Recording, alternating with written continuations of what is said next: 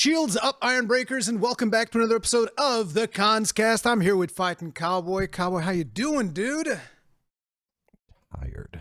I can imagine. We've had one hell of a week. I still haven't fully recovered. Dude, I'm still, so that beta has ruined my sleep schedule. Like so last night, right? I was already sleep deprived. So I'm like, oh yeah.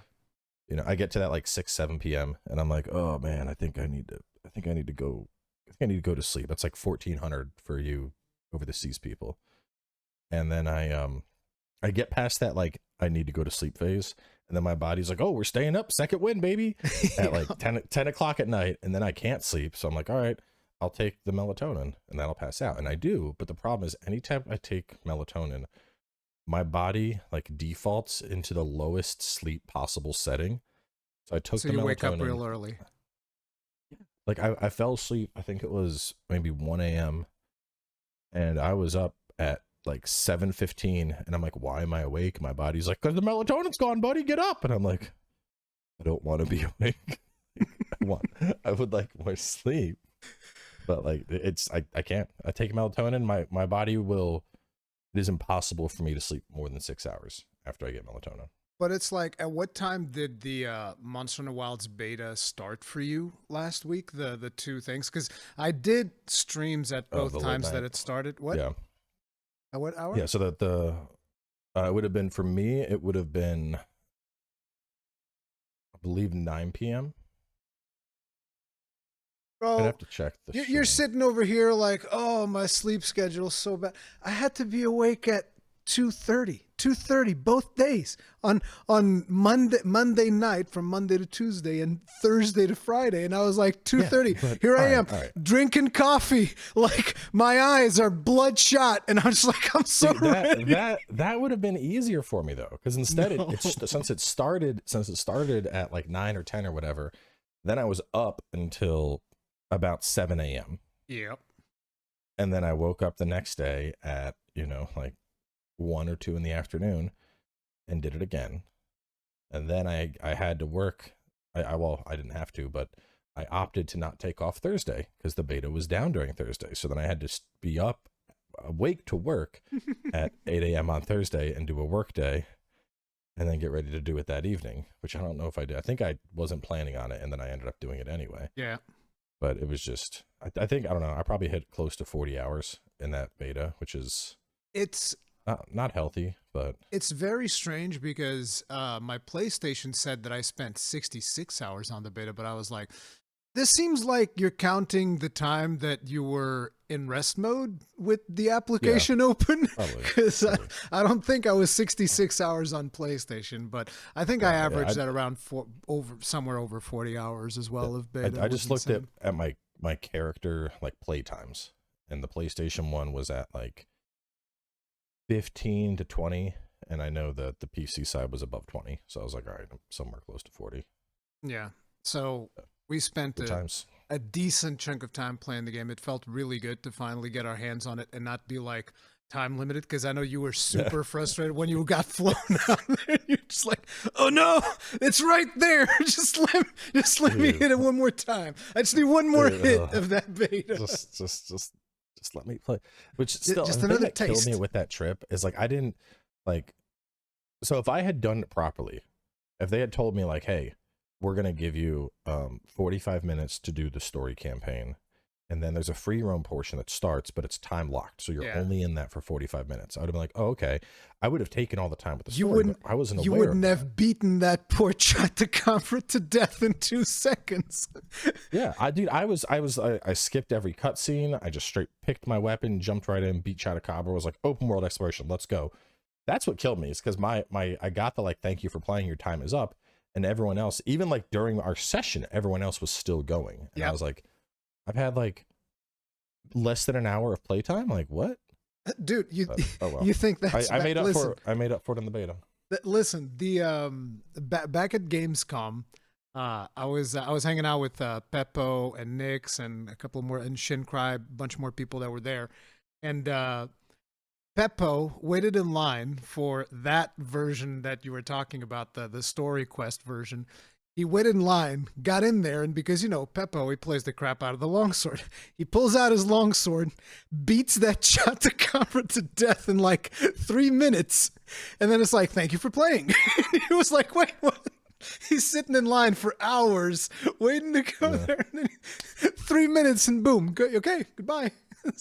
Yeah, I would have been like, I would have like crashed the PS5. Oh, I got to start over. Something went wrong.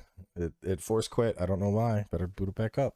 Yeah, it's pretty crazy. So one of the first topics that I want to bring up, because this is one of the hottest topics in the community, is one that I actually don't want to spend a lot of time on, because I've already made my video talking about it, and I realized when I was editing the Third Fleet podcast that I spent almost an hour talking to Gaijin about this. So I just want to get like your quick thoughts on performance, and then I want to move off of that topic because it's just not a topic that I like engaging in that much. Because a lot of people, all it boils down to is this: it was an open beta test. Yeah. It was an early beta version. It was clearly running smoother than the demo that we interacted with. Yeah, that we played back in September. Yeah. So and that was a 2-month window, and it went from like I would say pretty consistent crashing to, I mean, I think I had one crash the whole 40 hours. I had a couple more. Yeah. But I mean, point is, it's a beta at the end of the day. I get it. People want their rigs to run flawlessly. Everyone does.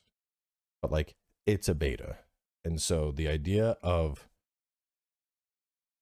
like being upset and angry at Capcom that the free beta that you played to see if your computer would run it isn't running smoother, like, that's the entire point of the beta. Oh, hey, I tried to play your beta. Didn't work. Here are my specs. It didn't work. That's it. That should be where the discussion ends. But instead, it's garbage optimization. It's like, it's a free beta. The thing is, I can understand where a lot of people are coming from. I can understand because of the Dragon's Dogma 2 situation, right? People are hesitant because it's the same engine as Dragon's Dogma 2. And, it's going to be a situation. I think that one of the things that Capcom should do, that this was actually from me talking with Gaijin about this, he was saying they should just put out like a benchmark tool, which is not something that they've done before, but I think it would be a good idea, specifically because of Dragon's Dogma 2 and the fact that a lot of people have problems running the beta. But my conclusion after looking into it like super deeply and whatnot is just that their objective with this beta was not to get it to run well on a bunch of different systems. It was to run on as many systems as possible. And I think that in that regard, like I played it on a 2060. You probably saw that on Twitter. Yeah. I played that on the 2060 and it was running. So it's like, it runs. It doesn't look pretty. It's got plenty of performance issues. I also think it's weird because a lot of people started saying that it was running fine on my PlayStation 5, and I was like, no, it wasn't. Did you think it was running fantastic on PS5? I did, but I was playing in quality mode. I mean, know, but even 30 FPS. No, but it's I would take the stable 30. I would think that even in quality mode, I felt like there were drops when you were fighting Raidao. Thing is, you were playing. There was no Raidao. There was, but I wasn't fighting a lot of Raidao. You spent a lot of your time beating on poor Chatacabra. I did. Well, I was trying to get the guides done. So yeah, it was mostly Chatacabra. No, I know what you're doing. You're basically creating the quest for the greatest Chatacabra is what's happening. Because like each of these kills you've done on Chatacabra, Capcom's just like tallying them up like they did last time for Monster Hunter World. He's gonna be extinct by the time the game comes out. The way I was going after him, man. I don't know. I had to have at least 100 Chatacabra kills. Wouldn't surprise me. Like every time that I would go to your stream, you're like, "Oh, I'm killing Chatacabra." We get together to play the game, and I was like, "Hey, Cabo, let's do something fun." You're like, "No, I got to go kill this Chatacabra." You were in my instance killing a Chatacabra by yourself. And I was like, I know that you were sleep deprived. I was too, but I was like, we're not even gonna play together because you're sitting over there killing Chatacabras. I like fighting him. He has quickly become my like favorite starter punching bag monster. Yeah, you just go in there and just beat on him, and he doesn't do anything. That's why you like him. Well, no, he has very good tells though. He does, which especially trying to adjust to the new offsets and whatnot. Learning offsets, yeah. He was very good practice for getting off offsets and whatnot. He had very clear indicators. So like lining up perfect blocks and whatnot, that was very easy on him. So he was just he served as a very good training dummy. You know And I what was else? trying to, You know what deep else he dive into had? all the stuff. He had some real good hit zones too, didn't he? Yeah, He did. Every time you hit him, a big number comes up, and it feels nice. I like big number. Yeah, big number make brain happy. So one of the things that a lot of people have been talking about is the multiplayer system. Because first, I think that we should explain, because a lot of people I think might assume, oh, this is going to be an always online game because of the fact that we were always online during the beta. I don't think that's going to be the case. I'm like 99% sure that this is going to have an offline mode. Because Yeah, no, it already does. Because if you even just left your, like, I'd let my console.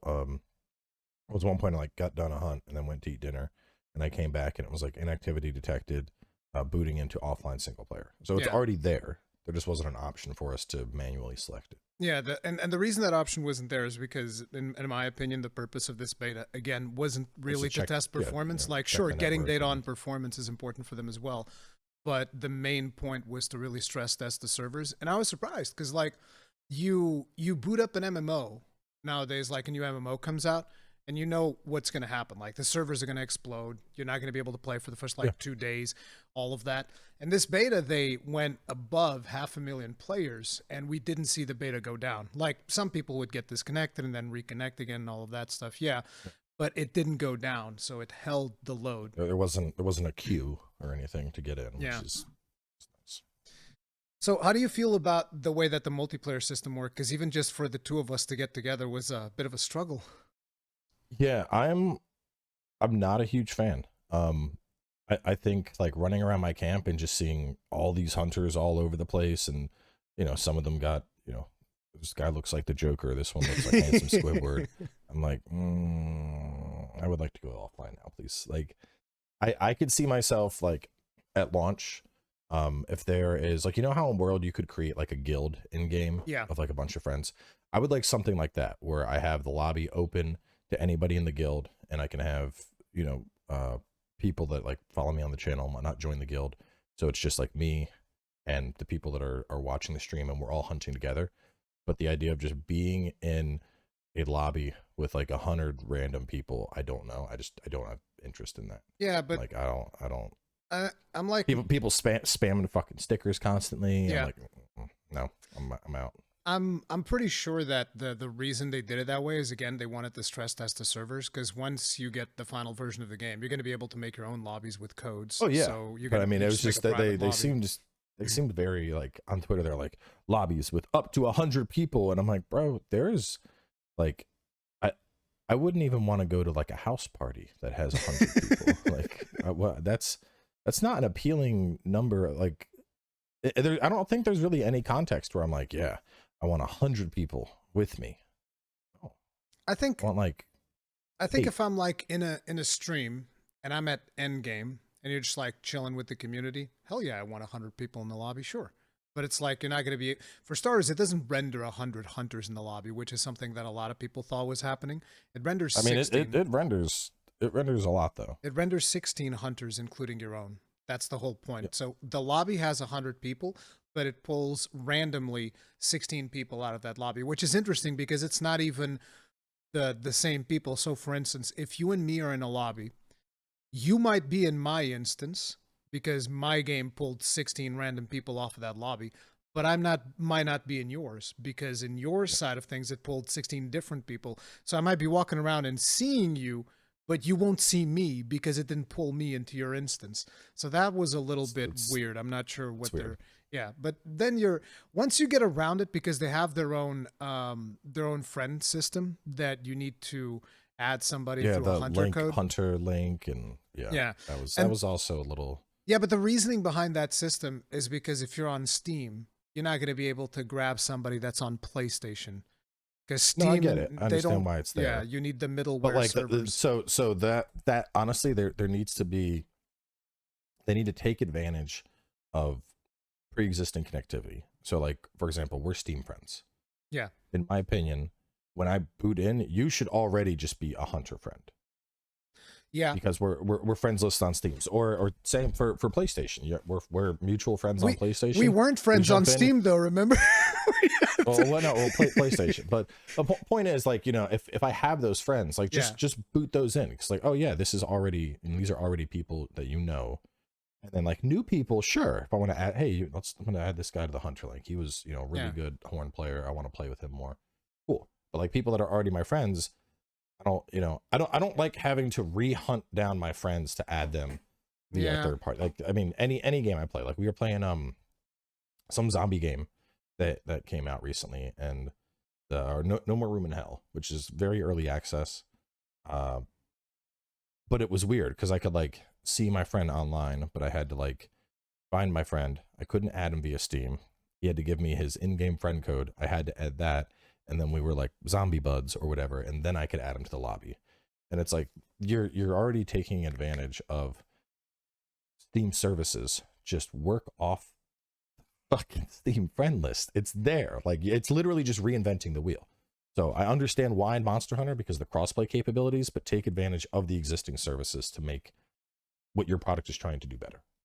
Yeah, the thing is, I don't know how, if that's like an easy thing for them to do, because if you're just using, say, Steamworks, right, for the multiplayer, I can imagine that's like super easy to just pull off somebody off of your friends list, and that's done, and Bob's your uncle, right? But they're not using Steamworks for the multiplayer, I would assume, because they need their own servers for crossplay, because Steam is not going to be talking about, again, I don't know how the infrastructure works, but I'm sure there might be a more elegant solution for them to like, hey, import like my friends list, or let me choose a couple of people off of my friends list. You should be able to hook in, like, you know, add Hunter or whatever from Steam. Add to link, and there's an option like, you know, add from Steam friends, and I click that, and then it pulls up Steam friends, and then I click you, and then you get the invite automatically, instead of me needing your, hey, Ruri, paste me your Hunter code via Discord. Like, yeah, I agree that the whole Nintendo code thing is like the meme that just keeps on giving because it never goes away. You always have another game that you have a friend code or a lobby code. But it's like, once we got over that, I feel like the weirdest thing was that the game put me in a link party without me actually doing anything, which is why I wasn't able to invite you. Because like I was trying to invite you to my link party, and it was like, unable to form link party, and I was like, why? This is a bad error message. What do you mean unable to form? And then people were like, oh, you're already in a link party. I was like, how do you guys know this? Because I can't even see it on screen that I'm in a link party. It was weird. But yeah, once you understand it, I'm probably going to even make a video on how the multiplayer works so that everybody understands it from the get-go, because it is a little bit unintuitive. But once you get it going, like the whole thing of coming to the environment link and they're just like permanently hunting together, I thought that's pretty smooth. Because that was the point where we were at. Like, you were hunting, then you came running around when I was fighting that annoying Balahara and got that stuff done. But yeah. What were your thoughts on that story mission now that we've gotten to do it proper without being in a limited time pressure and all of that stuff? The cutscenes, so on. I mean, it was fine. I'm probably like the worst person to ask for it because I don't. Did you skip it on your stream? Did you? I didn't. I played it, but like, story is like in the listing of things that are important to me in games, story is like down here. Like, I'm not going into the new Monster Hunter because I'm like, I can't wait to find out how the world evolves. I'm going into the Monster Hunter. Let's do some Let's do some cowboy trivia. What is your favorite story in any video game? Any video game you've ever played. Best story. Any video game. In case you want to know, I really like The Witcher 3. The Witcher 3 was really good, but the problem with The Witcher 3 and my problem with story games in general is I can't go back and replay it. Yep. Because once like Bloody Baron, amazing quest line. That is a really cool quest line. Amazing twists and turns. But like, trying to revisit it, I'm just like, all right, let's follow the clues. Let's go get the baby. Let's go do, like, you know. And once you know, like, I don't know. It's the same with like books. Like, I can't reread books. Yeah, I never reread books either. Yeah. I know people that they're like, oh yeah, it's like my 4th time reading it. I'm like, I can't. I don't. I do rewatch movies though. Like Star Wars, I watched that over 300 times when I was young. Easy. Movies, I think there's little things that you'll notice that you maybe didn't notice the first time. because visual media is different presentation. Yeah. But, you know, you're not gonna. I don't know. You're not gonna pick up a new word reading a book. There might be Witcher, new themes you're like, oh, I didn't know this theme before. Witcher 3 would be your story pick. I think that's a very good one because the story in Witcher 3 is very good. I never finished it because the combat is not as appealing to me, but yeah, I get it. In terms of the story, personally, I really liked it. I really like the cutscenes. Like, I like that little cutscene where your hunter goes, "That's our ride," jumps off the boat, and then waits for the big dune thing. I am liking our hunters having voices a lot. Yes, I like that. I like the hunter having voice. It's cool. I do not like our cats having a voice. Yeah, I heard you turn that off instantly. I was like, no, I dig well, it. You're out because I wanted my cat to have like Oh yeah, your cat had the weirdest sounding voice. The old man voice. And you couldn't, like, even when you turned the gain all the way down. So, like, I'm out there and I just hear, like, "Hey, you want to hunt a chupacabra?" And I'm like, "What the fuck is that?" And then I look over, I'm like, "Is that my cat?" Like, no, sir, you're gone. It was funny because at one point, like, I remember I tuned into your stream because I wanted to see what you were up to. And I kept, I put the stream in the background while I was working on the video. And then I was like, what is that voice? Is that from a video? Like, do I have a video running somewhere? Like, I'm running everywhere. And then I'm like, the only thing that's running is Cowboy stream. So I pay attention for a bit. I'm actually looking at the stream. And then I'm like, even looking at your stream, I couldn't figure out where that voice was coming from because I didn't realize you could choose the Palico voice. So my Palico had like that more effeminate voice. That comes by default. Type of monsters. Yeah, let's go. All that stuff. And yours kept speaking like this. It's like, "Hey, that shot of copper's getting away, bro." I'm like, who the fuck is that? Exactly. Like, did I leave open comms on? Like, who is in my lobby? Nope, that's my cat. Yeah, I'm like, oh no, you're going back to meowing, buddy. Sorry. When I realized it was your Palico, I was like, you can choose Palico voices? I chose a different one. Like, I didn't go quite as deep on the bass, but I did go for the more male voice because I didn't realize you could do that. So I went for the more male voice, and I went like two pips down on the, whatever you call it, the pitch, inflection tone, whatever. I went 2 pips down. I was like, perfect. This is the voice I want. Because at least it doesn't sound like the alpha male in the party. He's like, gotta go hunt this chupacabra, bro. It's like, no. My hunter has the deep voice. Me, not you. Yeah, no, I don't know. It's really weird to me, the cat talking. I think because it hasn't for so long. Yeah. Like, I know the hunter, it makes sense. Whatever, it's a hunter. But the cat just... Initially, I don't know. I like the cat's little yeah. I don't know. I've always like that's like an endearing thing about Monster Hunter to me, is like the little crazy noises your cat makes. And so I'm gonna stick with that. I think that they did a good job of basically allowing you to choose, because that's the key to the whole thing. Because like, if they forced the Palico voice on you, I don't know how I would feel, because it's like, initially when I started playing it this time around, because when you're playing on like Gamescom, or you're playing on like a timed setting, and you're paying attention to a lot of things, the voice of the Palico is not one of them. So we barely even noticed it the first time we played it, right? But now that you're actually playing in a more relaxed environment, the moment I heard the voice for the first time and I was in camp, I was like, I don't know how I feel about this. I was a little bit conflicted, but after a while, I was like, no, actually, this is fine. I'm gonna leave it on for me. But I get where the hesitation is on a lot of people. How'd you feel about the character creator? Oh, it was phenomenal. The character creator is so good. Yeah. Options out the ass, dude. Yeah, I was doing like a bunch of, and one of the things that this game does better than any other game, because like every character that I always make, I put a scar on top of my right eye on the character. That's to symbolize that like my right eye sees way worse than my left one. So it's like, it's a personal, this eye is scarred because my right eye can't see crap. So when you go to scars in this game and you go to like adjust the positioning, usually you have like the Y positioning, the X positioning, and you can kind of like move them around in Capcom character creators. This time they're straight up like a little square board that you just kind of move it. And I was like, this is so good. You just move it, and then it's the same thing for determining like the width and the length of the scar. And I was like, this is one of the best scar placements I've ever seen in a content in a character creator. Taking some lessons from Armored Core with that. Did Armored Core have that as well? Oh, the emblem for editor of Armored the Core emblem was- editor. Yeah. Yeah, you could edit up whatever you have people making. Well, a lot of anime titties. Of course. That's when you know you queued into a match and the dude had the little waifu on the side of his mech. You're like, oh, Well, yeah. I'm just gonna get wrecked. I remember you Yeah. talking about that. Yeah.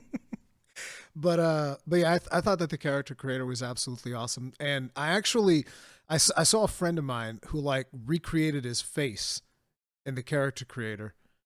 A friend of mine called I Fresh usually Tunes. I do that a lot. I almost always do a self insert for my first character, and then the second playthrough I'll make a little waifu. Yeah, but like my friend managed to make his face like 1-to-1, and I was like, "What the hell?" I saw yours, but there was distinctly No, okay. too much hair on that hunter, right? Yeah, I know. He had like a hairline that would be like here, Yeah. and mine is like. Yeah. I was But like, listen, I am not exaggerating. I looked. I was like, what's the most receding hairline you could find? And it just wasn't there. I actually tried. I was like, it needs further receding hairline. We need hairline representation for men's in their 40s. Exactly. Hairline receding representation now. See, I could have just shaved my head and then it would have been accurate. I would just make the bald character and boom, done. That's No, but I was able to make like it was fairly close, but it was still some stuff that it's like the thing about it is that if you're looking at it straight on, it's fairly close. But then the moment you turn the face, there's a bunch of like 3D on the face structure that is way harder to pull off. So yeah, getting cheek depth and whatnot, I think is the hardest thing of trying to. I always do. I saw this. I want to say it was a Korean streamer do it. There's a pretty famous clip of it, but she took her camera and put it to like 50% opacity and then overlaid her face onto the character. Oh yeah, I remember this. And this was a tweaked it. Korean So game, not Monster, right? It was I think it was World. She Oh, did it might have yeah. been World. Yeah, I think I saw one of those as well. But yeah, I've seen But that now, stuff. so that's what I usually do. But I've done it enough to where I'm kind of like, all right, make the cheeks bigger, make the nose a little wider. Boom, got it, perfect, we're good. Yeah, because otherwise I'll spend like 4 hours trying to like. I think the bridge is a little. There we go. That's the right bridge. yeah. That's why I did a basic version of the Hunter just to go over the thing, and then after the stream, I was like, all right, now that I'm sitting here crashing, let me just spend 2 hours on character. Because I mean, the thing is, realistically, I know I'm gonna be in a monster helm the whole time. So I'm like, sometimes how I much hide time it. am I gonna spend? Sometimes I hide the helm because I like seeing the big flowy beard. Because I put on my dude whenever you give me braided beards, I'm like, that's my thing. Yeah. Just give me a braided beard. I love that. So yeah. Have you ever tried growing out your actual beard? Yeah, it's very hard to braid. I had this friend of mine who told me, oh, I can totally just braid your beard, and I was like, all right, I let it grow up to like here, and then she started like trying to do it, and she's like, it's not working, and I was like, yeah, it's okay, don't worry about it. That stuff wasn't easy back in the day, I guess, but I've tried it. I've tried getting it braided, but yeah, it doesn't work very well. Otherwise, I would. But yeah, the character creator, pretty cool. Did you pay attention to the music at all? What are your vibes on the music? I don't know if I was paying attention to it. Yeah, I figured you wouldn't. You were too busy beating on poor Chupacabra. How'd you feel about? I mean, go ahead. No, I was saying like, I mean, I'm sure it was there. My thing is, there's very few games where like the music stands out to me. Like the most recent would be I've been playing the Blasphemous 2 DLC, and the music in that is just, or like Metaphor. Oh man, I want to play Metaphor ReFantazio so bad. I haven't had time. I want to play it so bad. I'm dying inside. It's a very good bedtime game. I don't think it's a good streaming game because there's die quests, lots of dialogue, lots of talking, but like so I have an HDMI that runs out of my office to the TV in the bedroom, and I never knew just how much you could do with Steam Big Picture. I was like laying in bed and I just was like fucking with the controller, and like I double tapped, and all of a sudden it was like Steam just booted up. I was like, oh. You hadn't played around Play with game. Big Picture? It's really cool. No. Yeah, Big Yeah. Picture on Steam Yeah. is legit. Like a lot of Which, people, like, it's a lot of people. So yeah, go ahead. until now, I would boot up Steam from my computer and then go you'd lay play down the in bed and game. play. Yeah. Yeah. And then I discovered I can just double tap on the power button on the controller, Yep. boot up Big Picture. And the crazier thing is when I hold the button now, I can turn off the computer. So whenever yeah. I'm done, I just go shut down, set down the controller, go to sleep. I'm with like, Steam, oh my goodness. I'm so surprised that you did not know that, and now it Well, makes me wonder. I mean, when would I use Big Picture though? Usually I wouldn't. Yeah, I'm exactly. usually just like, here, I'm at the PC, I'm gaming. I don't use Big Picture either, like too often, but I have played around with it, so I knew of its existence. But it makes me question how many people don't know that Big Picture is a thing. Probably a lot. Yeah, because for those of you that never tried Big Picture, it basically transforms your PC into a console. So like if you ever wanted to put your PC like on the living room or something like that, Big Picture is the best way of doing it because you get an interface. Everything works pretty much like an Xbox interface almost. It just has your Steam games, and so long as the game plays properly on a controller, It's you're good to almost go. a 1-to-1 with the Steam Deck interface. So as soon as I pulled it up, I was like, oh, this is just Steam Deck on the TV. Cool. And then you can turn off the computer from that as well. Like it does everything, which is very, very cool. Even though, again, I don't have a lot of situations where I would do that, but yeah, it's really cool. But yeah, we were talking about the music. It's just because the music for me this time around, it feels like they went way beyond. Like the music feels way better than previous Monster Hunters. I don't know why. I even made like a ambient music video to have in the channel. So I'll have to like pay attention to it. Usually for me, that the only song that like immediately pops out to me when I'm playing Monster Hunter is when that Proof of a Hero kicks in. Yeah. As soon as that kicks in, you're just like, time to go. Let's go. Like yeah, immediately. But besides that, I'm just another one. Who was it? Is a Anjanath theme. Dun dun dun dun dun dun dun dun dun dun dun dun. Like that one stays in my head. That almost sounded like Rajang's theme. Dun, yeah, that's Rajan's theme. You're right. Dun, yeah, dun. Rajan's theme. not Anjanath. Anjanath's is more big horns, and then Bagels, obviously. Of course. I mean, he's the best. He's the best. He's just the best. Like yeah, you can't forget that one. But I don't know. I think in my head, I'm mentally associating certain songs with hunts, and it's like if I like the hunt, I remember the song more. Yeah, I get it. But like Velkhana's is pretty good. It's very mystical. Velkhana's was not super big for me. Velkhana's. I really did like on World and Iceborne. I liked the track that plays when you're just killing random monsters in the guiding lands. Dun dun dun dun dun dun dun dun dun dun dun dun dun dun dun. It's that one I thought was really. And the arena. A minute since I've been in the grinding land. And the arena song from Rise I also really liked, and some of the Rampage tunes. But anyway, difficulty, which is not super important. A lot of people are over focusing on difficulty and weapon balancing and all of that stuff, which for the beta I'm like, I don't care at all. This weapon's broken, that weapon's broken. Yeah. Don't care. Everyone's broken. But like, how'd you feel about the overall difficulty of the beta? Pretty good. Doshiguma, I think, has some very fucky hit zones at times. I think his floor lift and then his like rush forward. Sometimes I felt like I was like, oh, I'm out of the way. I'd get clipped anyway, and I'm like, okay, I guess maybe not. I think there's something with the dunes in the desert that is messing with hitboxes, because like Ray Dow in particular would snipe me with the lightning specifically in those dunes in positions that I was like, I wasn't even anywhere close to that. And then you would see me pretty much in the same position but outside of the dunes, and it doesn't even hit my hunter, let alone like dead angling me or something like that. So yeah, I saw the dunes had something like that. Yeah, I would say overall, I think difficulty felt fine. Like I didn't feel particularly like, oh my god, this is insurmountable, but I didn't feel, aside from Chotacabra, that anything was just like straight up a punching bag. I do think monsters run way too fucking much. Like I was using luring pods a lot, so stuff would start running. I'm like, lure pod, and that buys you, I think, 30 seconds or so Hmm. And then they would try to run again, and I'm like, Lurpod, stop fucking running. So that especially Ray Dow, because his ass, Yeah. he would fly to the like To the top northeast spot. corner on the Yeah. top of the mountain, and then you'd get there and start beating his ass, and he's like, well, I'm going all the way across the map again. And it's like, buddy, like, stop, fucking fight me. That's a complaint that I've heard a lot of people have. So that might be something that they have to tune, how much the monster feels when it's I scared think or it's something. I think it's based on wounds. I don't know. My thought process Wound is a popping? monster should, yeah. I think one run should happen around like 66%, and then I think one run should happen when the monster is getting when it hits skull status.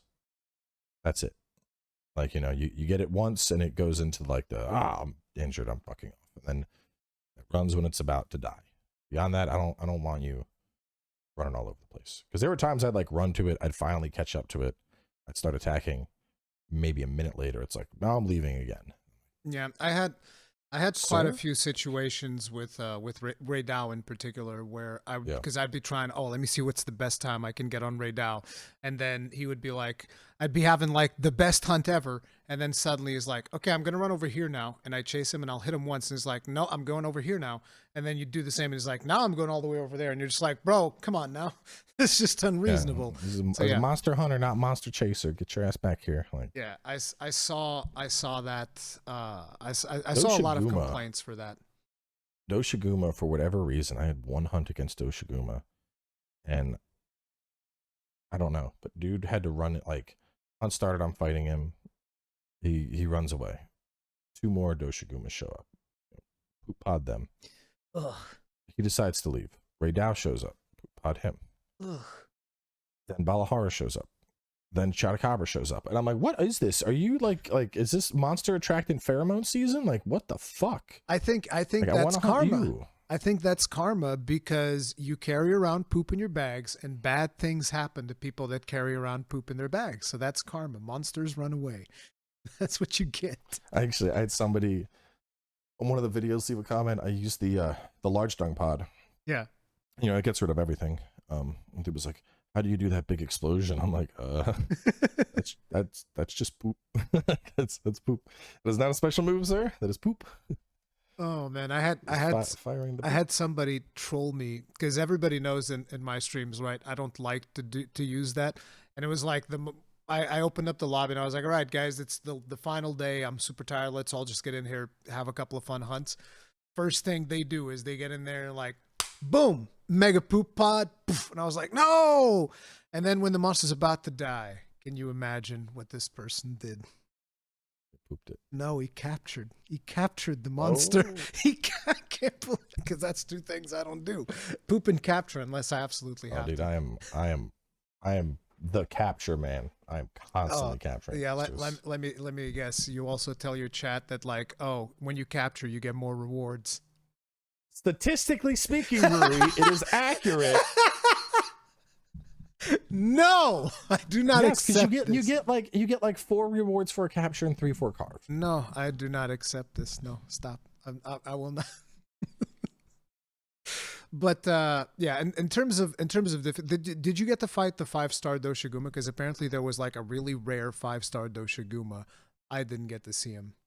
I fought no. So I did Chata, I did the Alpha Dosha, I did regular Dosha, I did Balahara, I did Ray Dow. Yeah. So people were saying that there's like a 5-star Doshiguma, and he will just like, he's harder than Ray Dow, is what people are saying. And I'm like, that has me really excited because I want some of these lower monsters to get like, you know, stronger so that it makes sense for you to still fight them. Greatest Chotacabra. The greatest Chotacabra ought to beat some people up. I hope they give him like a crazy move, like he just throws his tongue out and goes like, ah, and just like messes people up. Slaps you. Nobody will expect the just- greatest Chotacabra. He just eats your whole ass, and you're just like, Whoa! oh! Whoa! Just Too didn't graphic. expect it. Too graphic. Getting in there with that tongue, you weren't ready for it. Like, oh! I mean, it would be an appropriate response considering that for every one of the weapon starter guides that I did, I sneak attacked him every single time. It's like, here's how you open it. You go up to him and you sneak attack him. A lot of butt stabs that Chatacabra had to endure. How'd you feel about the overall just balance, which again, for a beta, not the most important thing, just like getting a quick vibe check in terms of weapons? Did you feel like, oh, this weapon's clearly way more powerful than this other one, or? So post beta, like after being done the weapon guides and going through everything, I'd say the only one that actually felt kind of off was light bowgun, probably. The new, I'm not real because so we have the new rapid fire system. Oh, well, the follow-up shot. So the follow-up shot is weird. Like when I'm out of rapid fire, it feels okay with certain ammo, and my concern is the follow-up shot. It feels like it takes into account a different recoil and reload from when you're doing normal shots. Whatever, I'm getting extra damage, that's expected. But then I would go into like rapid fire, and rapid firing thunder, for example, felt good. Chasing shot, thunder ammo, and rapid fire was like, I can't use this. This is way too long of a recovery, way too much of a knockback. Like it's pointless to use this in rapid fire. The wound break in light bowgun felt fine, but so the chaser shot, I don't know. It felt iffy doing that in rapid fire. And then the other thing is there's a so you have a dashing reload, and you also have like a little dash shot that you can do, but the timing on it was insane. Like I had to like shoot, and then before my firing animation was even over, I had to like left or right and X to dodge. And like, I mean, when I say tight, I mean like negative frame inputs, it felt like. Because if you were even a millisecond too late, you were just doing a normal roll. And I was like, all right, that feels too tight. And it also felt a little weird to do, because like if you could do it consistently, you were like do-do-do, do-do-do, do-do-do, do-do-do, and you were dashing back and forth. But I don't think I could do it like 3 times in a row consecutively. Like it was very difficult to pull off. So heavy bowgun grew on me a bit once I started getting more into the loop of just like use my wyvern fire, use my bullets, use my wyvern fire, use my bullets. You mean wyvern? You mean the ignition? Why whatever it is, you know what I'm the special heart.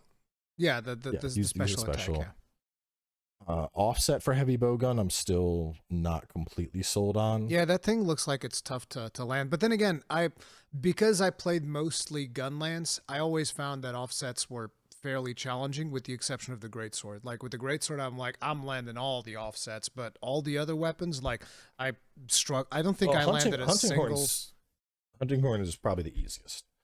Because hunting horn, you queue up the song, and then when it's time, you're just like, okay, you press it, and you go back into your like, I'm gonna hit you in the face stance, and you can hold that for pretty long. Like at least, longer than the other ones. 15 seconds or so. Oh yeah, 15 seconds. So it felt long. I mean, I'd have to like go. Yeah. Don't bother. Don't bother doing it. I mean, it was a while. Because like I know that the greatsword, you hold it for the same time as a charge, and the hammer seems fairly similar. And the hammer. So in terms of length, I would say you have Switch Axe has the shortest window. You just need to. It's like a Dark Souls 2 Ultra Greatsword parry. You just need to input it the split second you see animations, but if it connects, you get pretty good rewards out of it. Then you have your greatsword, which is just straight up charged, same as a TCS. So you have a small charge window. Then I would say is probably hammer. Hammer you can hold fairly long. But the hard thing is you need to get through. Long. I don't know. I was holding it for what felt like 3-4 seconds. Which one were you using? The 3 triangle attacks or 3 Y attacks? Upswing. Yeah. But you could do it out of a couple. So like I would. There's also the second tier of charge, right? That's what people were telling me. Well, there's that. You could also spinning bludgeon. Since you could like chain into spinning bludgeon after any attack, you could spinning bludgeon, and then as that was ending, your final hit, the spinning bludgeon is an upswing. You can use that as an offset upswing. Mm-hmm. So I started using that a little bit because, I'd finish a combo, I'd start splinting bludgeon, and right around the time the monster was like, I'm going to smack you in your face, it was right when I was getting to that upswing. I struggled a lot with the timing of getting to the end of your combo to get to a spinning bludgeon, because Yeah, no, I'd start mashing triangle and circle, and I'm like, come on, did it work? Am I stuck? And then it would start and instantly stop because I'm mashing, right? Because I'm like, I can't get the timing down. So, but I didn't play that much of Hammer to really get a solid feel Hammer. for it. I think Hammer felt really good, but and then the last two, of course, would be Hunting Horn and Heavy Bowgun, because Heavy Bowgun you can hold for a while, but I think it's so you're kneeling down and you're just aiming at it, and it's like you need to be.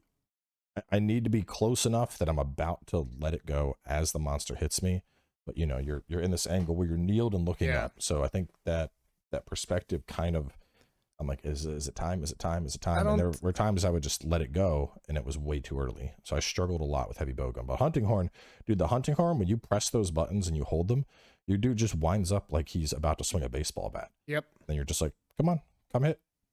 Okay, here it is. Boom. Like Hunting Horn felt really good, I think. Hunting Horn is what I would call, for me, my biggest surprise, because I was never the biggest Hunting Horn fan. I actually liked it more in Rise and Sunbreak, which I know a lot of people hear that and they go like, "Oh my God, no! The heresy, my beautiful weapon back in Monster Hunter World." Yeah. I like it more than Hammer now. Yeah, I thought it was. Agreed. I had a blast playing it, especially the inputs. How like if you if you were in the middle of doing your echo bubble, because I remember I was telling you after the fact that you could punch in songs for free. Once you start doing that, it becomes so much crazier, because I would like, I would get a knockdown, like a big full knockdown, and I would go like echo bubble, echo bubble, echo bubble, and then I would go through a triple performance into an encore with the echo waves and the echo bubbles, and the damage is just like, I'm like, bro's eardrums just exploded. There's just blood pouring out of them right now. Like, you're in the bubble getting, and I really like how much of a focus echo waves have now.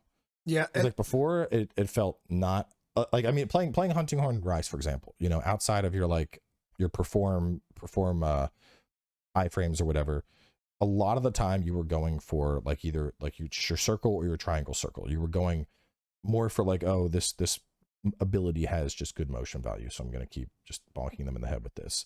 It felt okay, but now it's like, oh, all your buffs are up. Here's a song that you can play that's entire purpose is to just fuck up the monster. And so I like that our the songs have always been a part of the attack, but I like now that we have a song that's designed. That's the Echo Wave Blunt, right? That's the one that you're talking about? Yeah. Yeah, Echo Wave. Because if you were, so I was testing it, like if I was to like knock down Chada and just play like attack up right next to his face, the actual song would hit for maybe 8 damage. Yeah. The Echo Wave Blunt was hitting for like 60. Oof. Yeah, that's a pretty big difference. Yeah, having just like, oh, this song is designed. What does this song do? Pain. It's pain. The song of pain. Yeah. But and the fact that it said Echo Wave Blunt makes me think we might get Echo Wave Slicing. Echo Wave Slash, yes. Yeah, which means we're gonna, playing Hunting Horn. Slashing Hunting Horn. Let me play this song, and your tail is going to explode off from my hypersonic sound waves that are lacing it up. Wouldn't it be cool if, for instance, let's say drums and because you have the different instruments of Hunting Horn. Yeah, your drums and whatnot are blunt, and then drums your guitars become sliced. Exactly, that's what I was gonna say. Drums and horns are blunt because the saxophone was also blunt, right? But then guitars are slicing. Guitars and basses are slicing. That would be awesome. First thing I'm installing is there was that the Epic Sax Man where it's like. Yeah, I had a mod in World and Iceborne where anytime I'd play Hunting Horn, oh no, any performance just I would just go through that whole song. I'm absolutely installing it as soon as they have it for Wilds. I'm like, Epic Sax Man is back, let's go. And we have I mean, the beta, we had a literal giant saxophone. Yeah, we did. Like, holy shit, it was made to be, baby.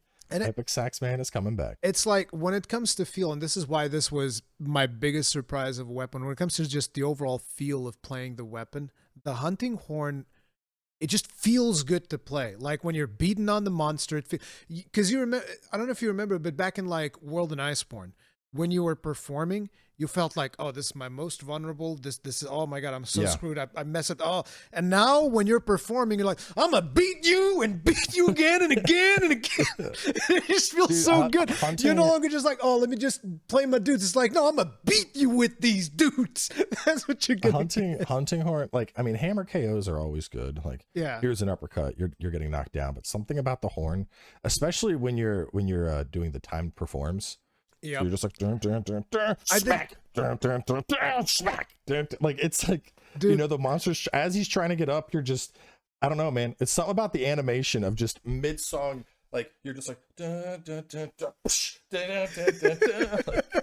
Like you're on a stage at a concert and some asshole's trying to climb on the stage and you're just like beating him over the head with your guitar, but you're continuing the set because the crowd's watching.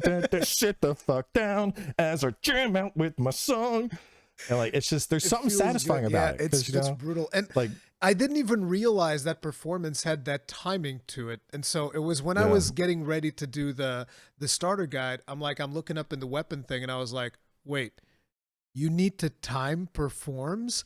This is like Perfect Rush on Sword and Shield. And then I'm trying to figure out how do you got to time it? Because you can only press it 3 times, right?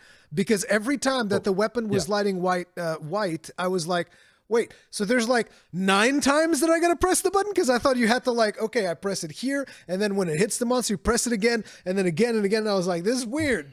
But no, I think what happens is that there's, I don't think it's 9. It's like 7 points.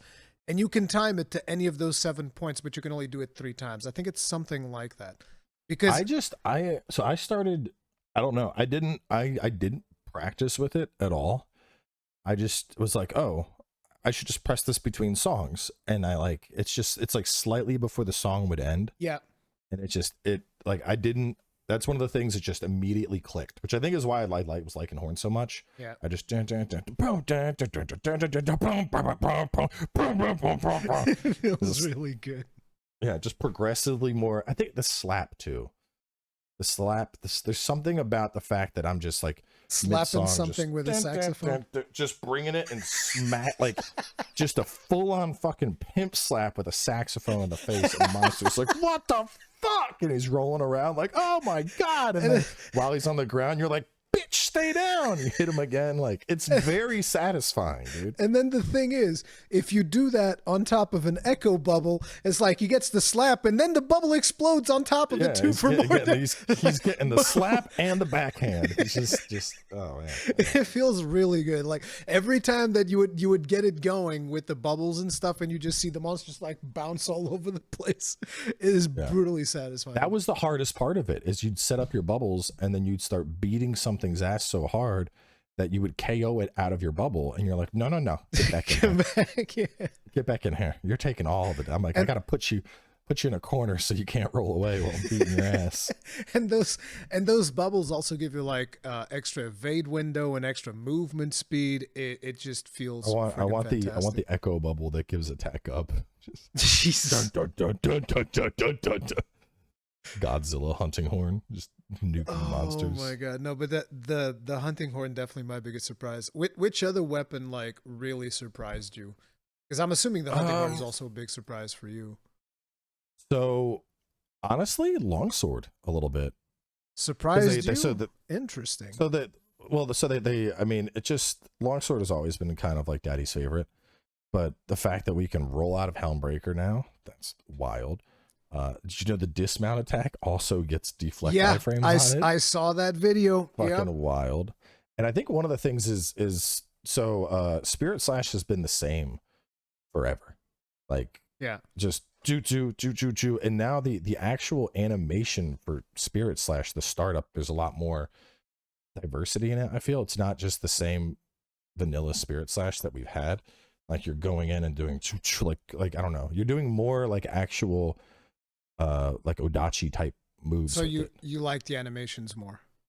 Yeah, I like the animations a lot more. I thought, like I said, when I was doing my hunts at the end, I was just like, holy shit, like I did not expect to suddenly vibe with longsword like I am right now, but this is longsword is a pretty crazy one. I tested it too, and the one thing that I would say is that Does it really need the hyper armor on the what do you call it? The spirit release, whatever it is, the follow up, the Helmbreaker? Yes, it does. Of course it does. Absolutely. What do you mean? But what was crazy to me is the first time I did it, I was like, oh man, I'm expending 2 gauges. That seems kind of iffy. And then as the more I played it, I would do that, expend 2 gauges. As the monster is just writhing in pain from getting fucked up by spirit release, I would immediately get one back. And then out of that, I would usually queue up into a EI/spirit counter and immediately get into my third, back into the spirit Helmbreaker, back into the full release. And I'm like, because that was my thing in World, like just the loop of like, get your gauge Helmbreaker, get the gauge Helmbreaker, get the gauge Helmbreaker. But with the follow up, it feels better. Yeah, it does. It absolutely feels better. Just the addition of, hey, here's one extra spender that you could go to or you could not. Depends on the situation. Suddenly I'm like, yes. Just that little bit of just one extra step in terms of the weapons rotation. And I'm like, you feel good. I like you. The interesting surprise for me, especially because you were probably watching that stream while I was ranking the weapons, I actually really like the insect glaive. I really like the insect glaive. I have spent probably 5 hours trying to gaslight myself into believing the insect glaive is better, and I can't. So the biggest problem with the insect glaive is that the current control scheme for the weapon sucks. That's it. That's the problem.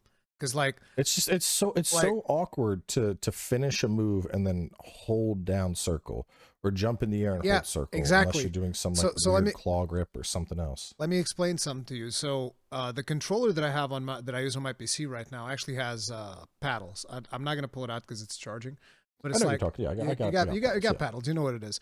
So if you configure like one of your paddles to be circle and the other paddle to be triangle, the weapon it's a new weapon. It's basically a new weapon, and it feels fantastic because at that point you can still aim the camera while you're charging the circle attack, and you can be attacking comfortably without having to like, oh no, I have to fat finger triangle while holding down circle. Yeah, you were doing a lot of this, and it feels terrible. Yeah, it's absolutely, and it was weird because like I would say this to people, and they'd be like, "Nah, you're wrong, skill issue," and I was like, "What do you mean skill issue? Like look at these controls. You're doing the claw. Look, there were people telling me to do this. Okay, it was put your index finger. Move your hand up. Your hands off camera. Wait. Oh crap. Right. You're looking at you're like people are making me do this. I'm like, I can't see what you're doing. I'm putting my index finger on the. Oh fuck no! It looks like you're throwing up gang signs or something. Yeah, exactly.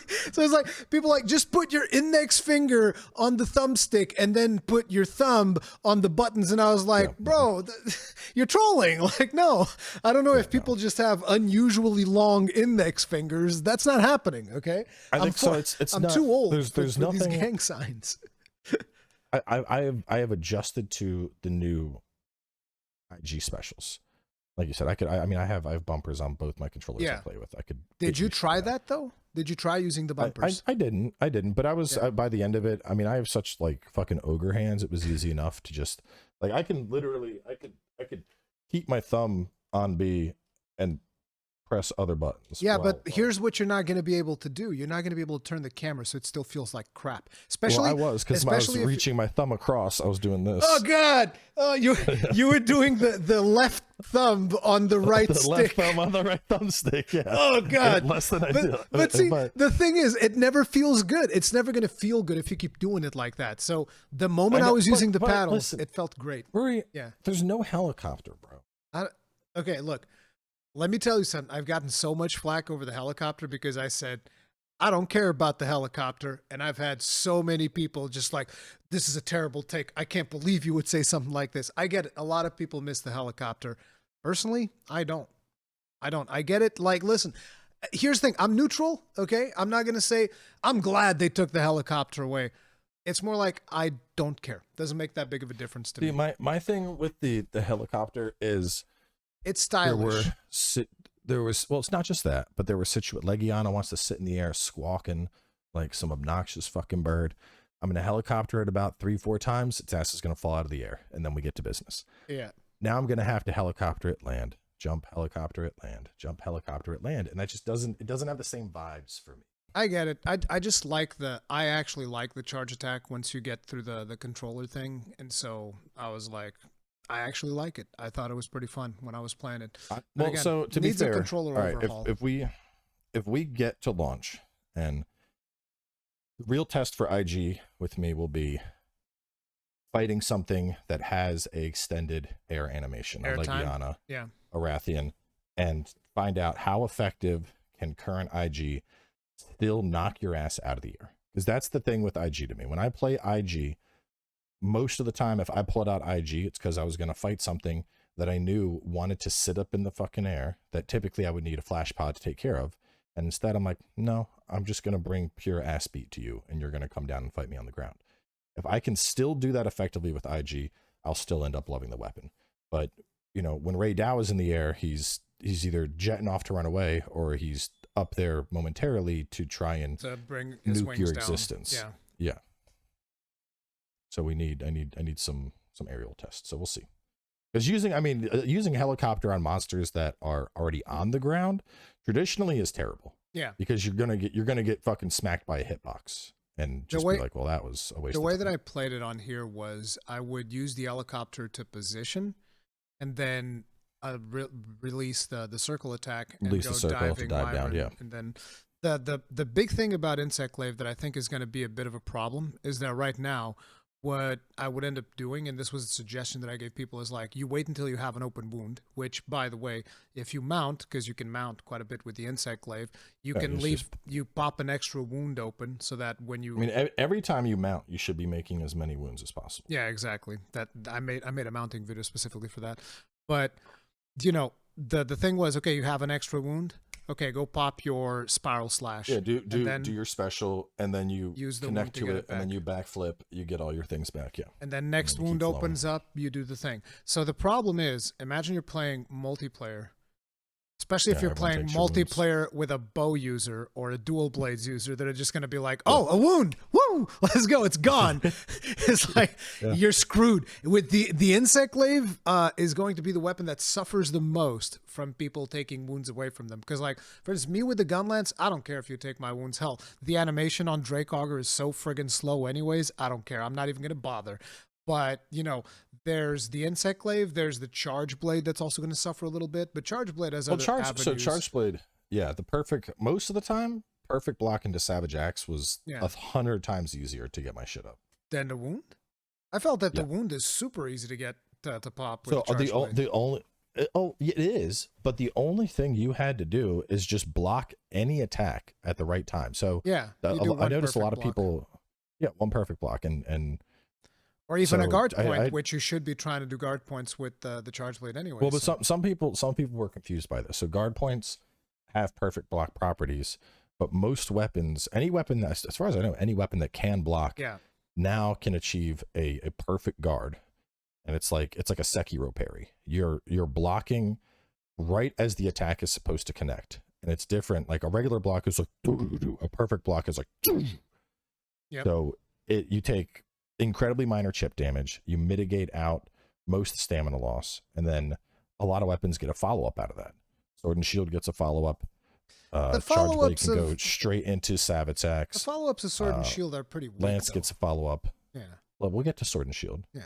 But my point is, just any weapon that has a block is getting a follow-up, with the exception of, I think, Heavy Bowgun, because the follow-up of Heavy Bowgun is some dodge that you can do, but I never got it to work properly. But yeah, they have because they do have a parry as well, but it's a weird one. The Heavy Bowgun has like the strange thing, and I don't know exactly what the follow-up to that is going to be, but I read in the things there was like some type of a dodge that it could do. Yeah.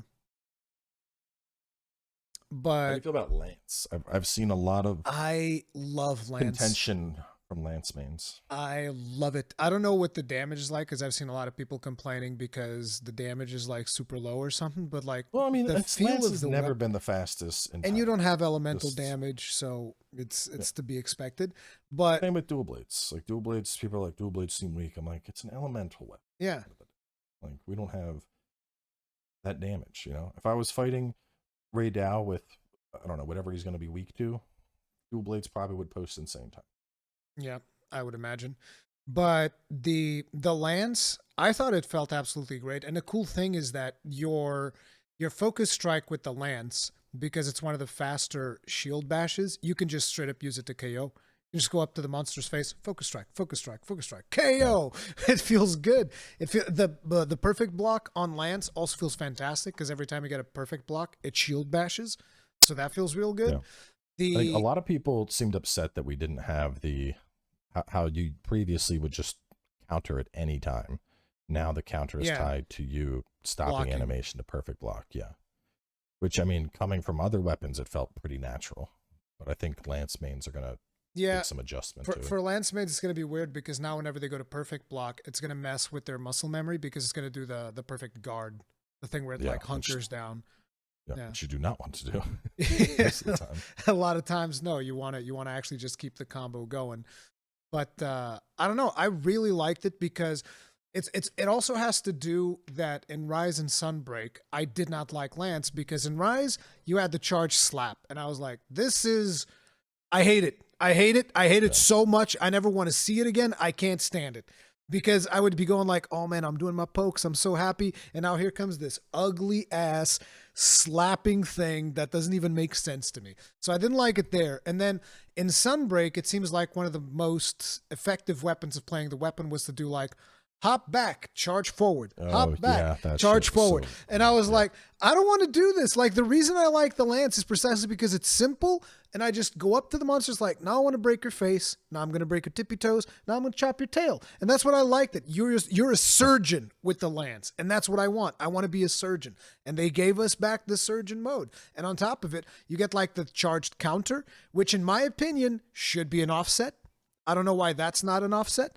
Because you can say, well, that would make sense. Some weapons get offsets, some weapons get clashes. And you're like, well, the great sword and heavy bowgun get both.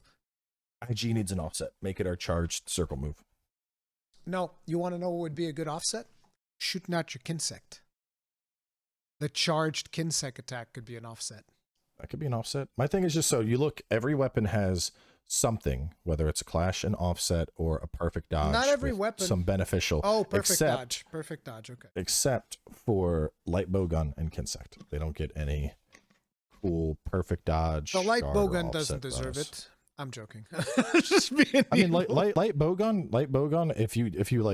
If you were aiming and you timed a dodge at the perfect time, so you remember how we had that Silkbind dodge? Yeah. And Rise, where you'd slide around and I want something like that, but just less anime. Just you get a perfect dodge on light bowgun. Monster's about to hit you, dodge. Your guy like maybe make it a leap, like you just leap and go bah, bah, bah. Like you empty out the remainder of your clip. Kind of like what the bow has. The bow does his little hop and shoots 3 arrows. Yeah. Dude, that would be sick on light bowgun. If I had a perfect dodge where I would dodge and empty out my whole clip, fucking Gucci. Let's go. That would instantly elevate light bowgun for me. And then Kinsect feels fine, but like it's weird to me that it don't, I don't know if they just thought, oh, you can jump in the air, you don't fucking need anything, but like, I feel like that's a core mechanic now of Wilds, and it's really fun seeing those clashes or hitting the offsets, or I get my bow dodge and boom, instant full stamina, dual blades perfect dodge, boom, instant fucking enhanced mode.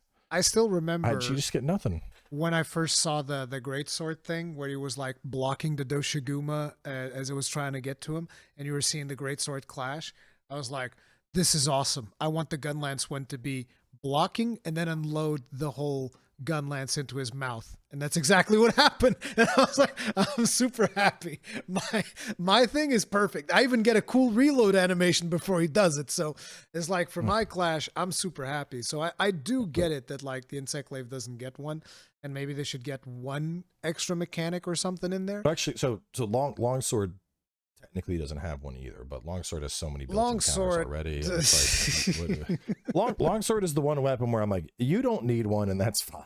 You have so many things. Have counters. You have so many toys. You don't need more toys. You're good. Yeah, you're good. Longsword's good. You imagine if longsword had like an offset on like Fade Slash or something. You time a Fade Slash and it just knocks the monster away, and you follow up into the Spirit Slash. Oh my god! Might as well just Make it follow up even into more- Helmbreaker. Why not? You Just just make it follow even up and more, offset more into busted than it Helmbreaker, already is. or follow it up with a spirit release or something like that. I don't know. I think they could have maybe done it on max level fade. So when you're at red gauge already, if you do a fade slash, you just do like a instant fade counter, where you'll just do like a quick counter of the move and expend a little bit of your No, gauge. you don't need this. Stop. No, you already have this. Oh, okay. Yeah, when you you know how your fade slash typically you jump backwards and then come in. So when you're at if you're at red gauge and you press that same input. No, wait. You're confusing. It's not fade slash. It's foresight slash. Foresight slash. Yeah. Names. Sorry, I'm new to longsword. But anyway, so your foresight slash. Because I'm a longsword hater, I know all of the longsword terms. You got to know it to hate it properly. Exactly. I've read the book. Your foresight slash becomes this like just instant counterattack you can do, which is pretty cool. Yeah, so I saw Peppo do it, and I was wondering, what the hell is that? Is that a new counter?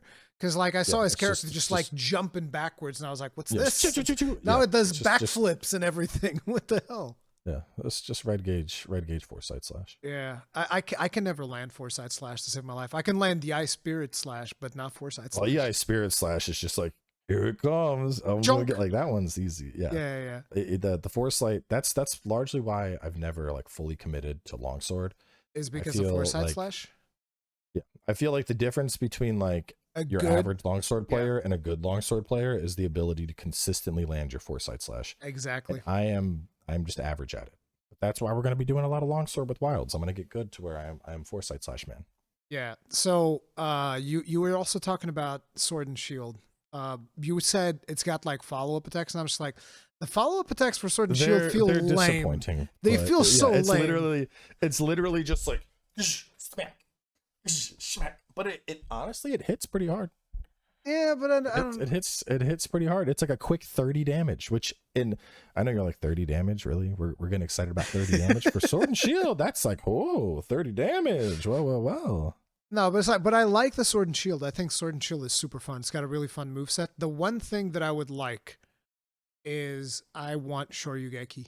And I know that maybe that one's considered a little bit too anime for a more grounded Monster Hunter, but like it's one of my favorite sword and shield moves. I really like Shoryugeki, so I'd like to have that. But yeah, I don't know.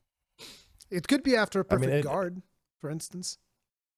Yeah, I think they could maybe not go full Shurugeki, but just like a perfect guard, and then you immediately just hit him with like an uppercut, just like a solid uppercut. Yeah, but it's like toned down Shurugeki. I don't need to jump 10 feet in the air with it. You kind of get Shoryugeki though. I forgot this, but you kind of have like your wound breaking thing can kind of do your Shoryugeki if you go with circle attack. Kind but of, you go up and you come up back down. and then boom. It's like but it's not the Shoryugeki where you sort of just like like that just feels good. But yeah, it was insane.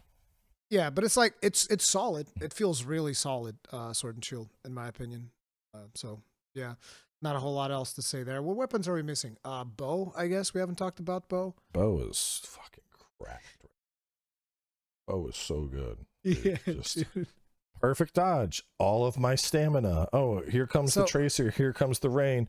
Full Q. Toot, toot, toot, toot, toot, toot, toot, toot. Firing tactical nuclear missile. Boom. So one of the things that I wasn't aware, and Gaijin told me, apparently when you shoot the tracer, every arrow you fire afterwards counts as a max charged arrow critical hit. Oh, I did not. I think someone mentioned that in comments. That's what Gaijin was saying, and I was like, wait, what? Because that sounds pretty crazy. So you're basically popping off with bow, and you're just like, oh, I'm just gonna sit here, pop, pop, pop, pop, pop, pop, and just unload after the tracer. I would tracer. I'd go into a regular shot, into a power shot, into a power volley, into 1,000 dragons. And then usually after that, your tracer was gonna go down like a second or two later.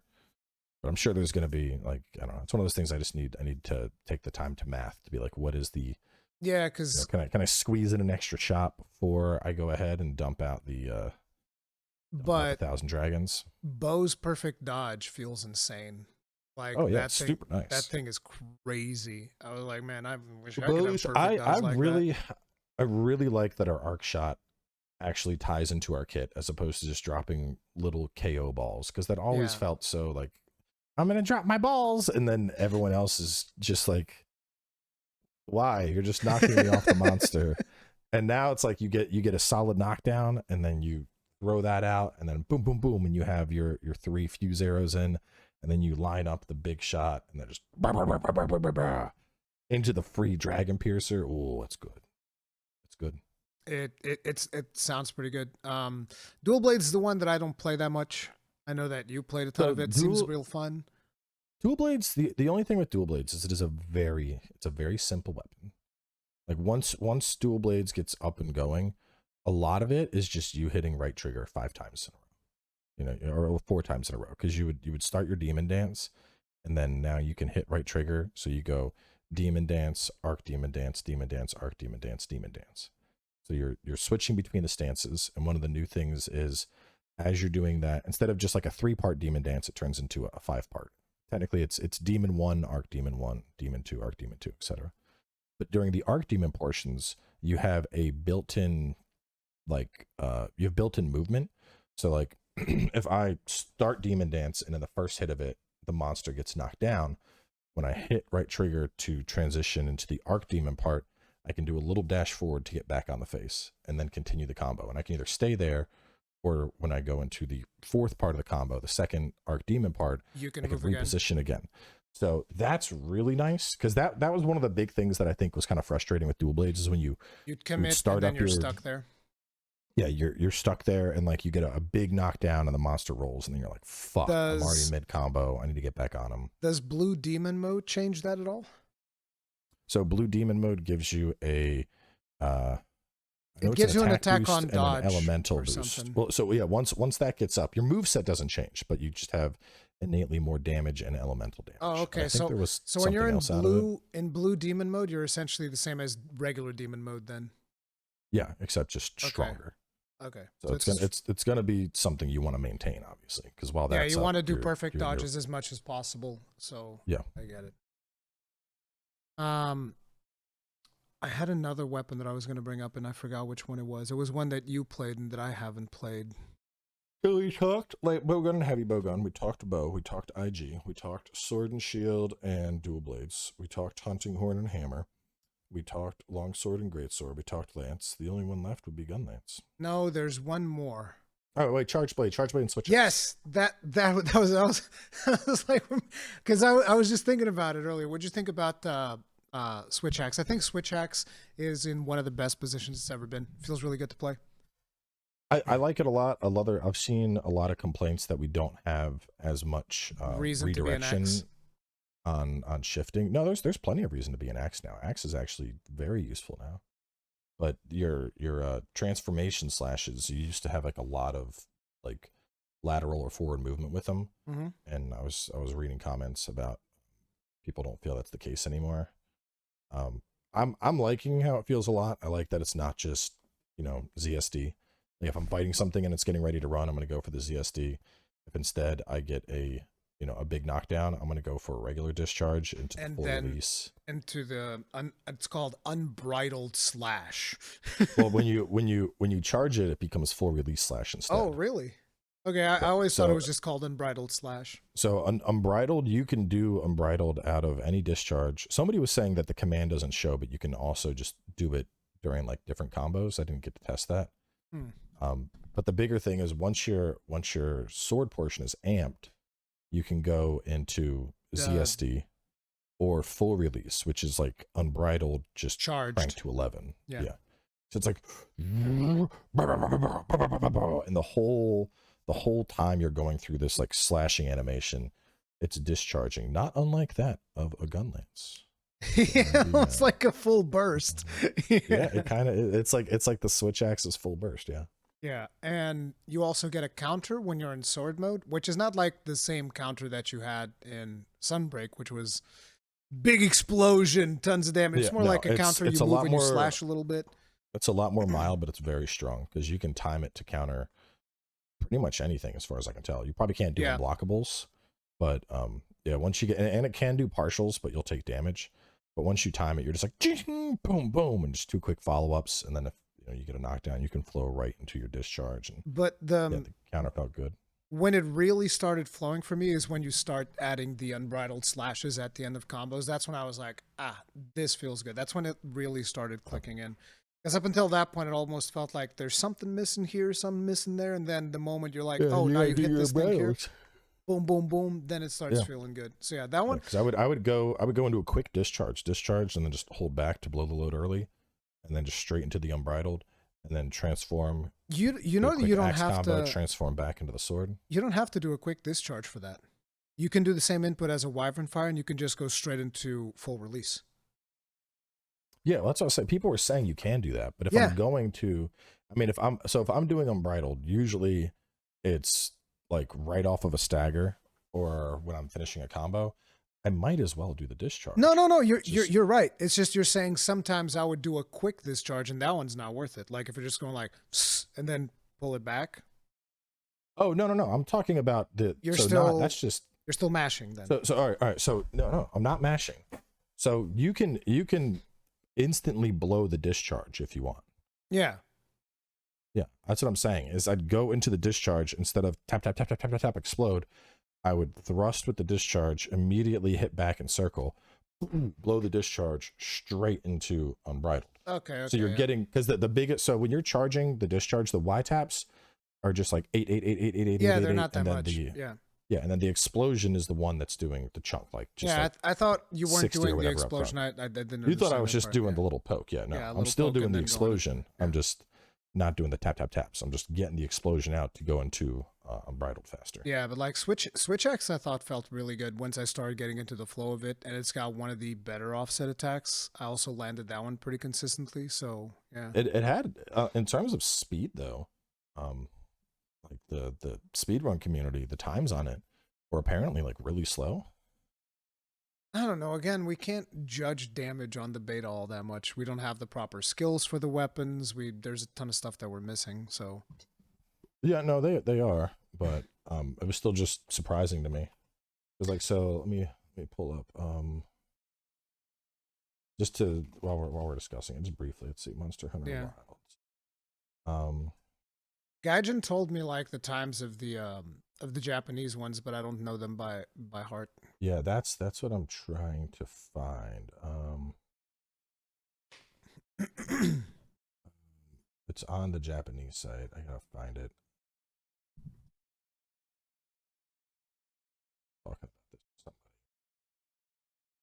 Anyway, I'll look for it while we're discussing. See if I can find it. But the other weapon that we were talking about is the Charge Blade. How'd you feel about Charge Blade?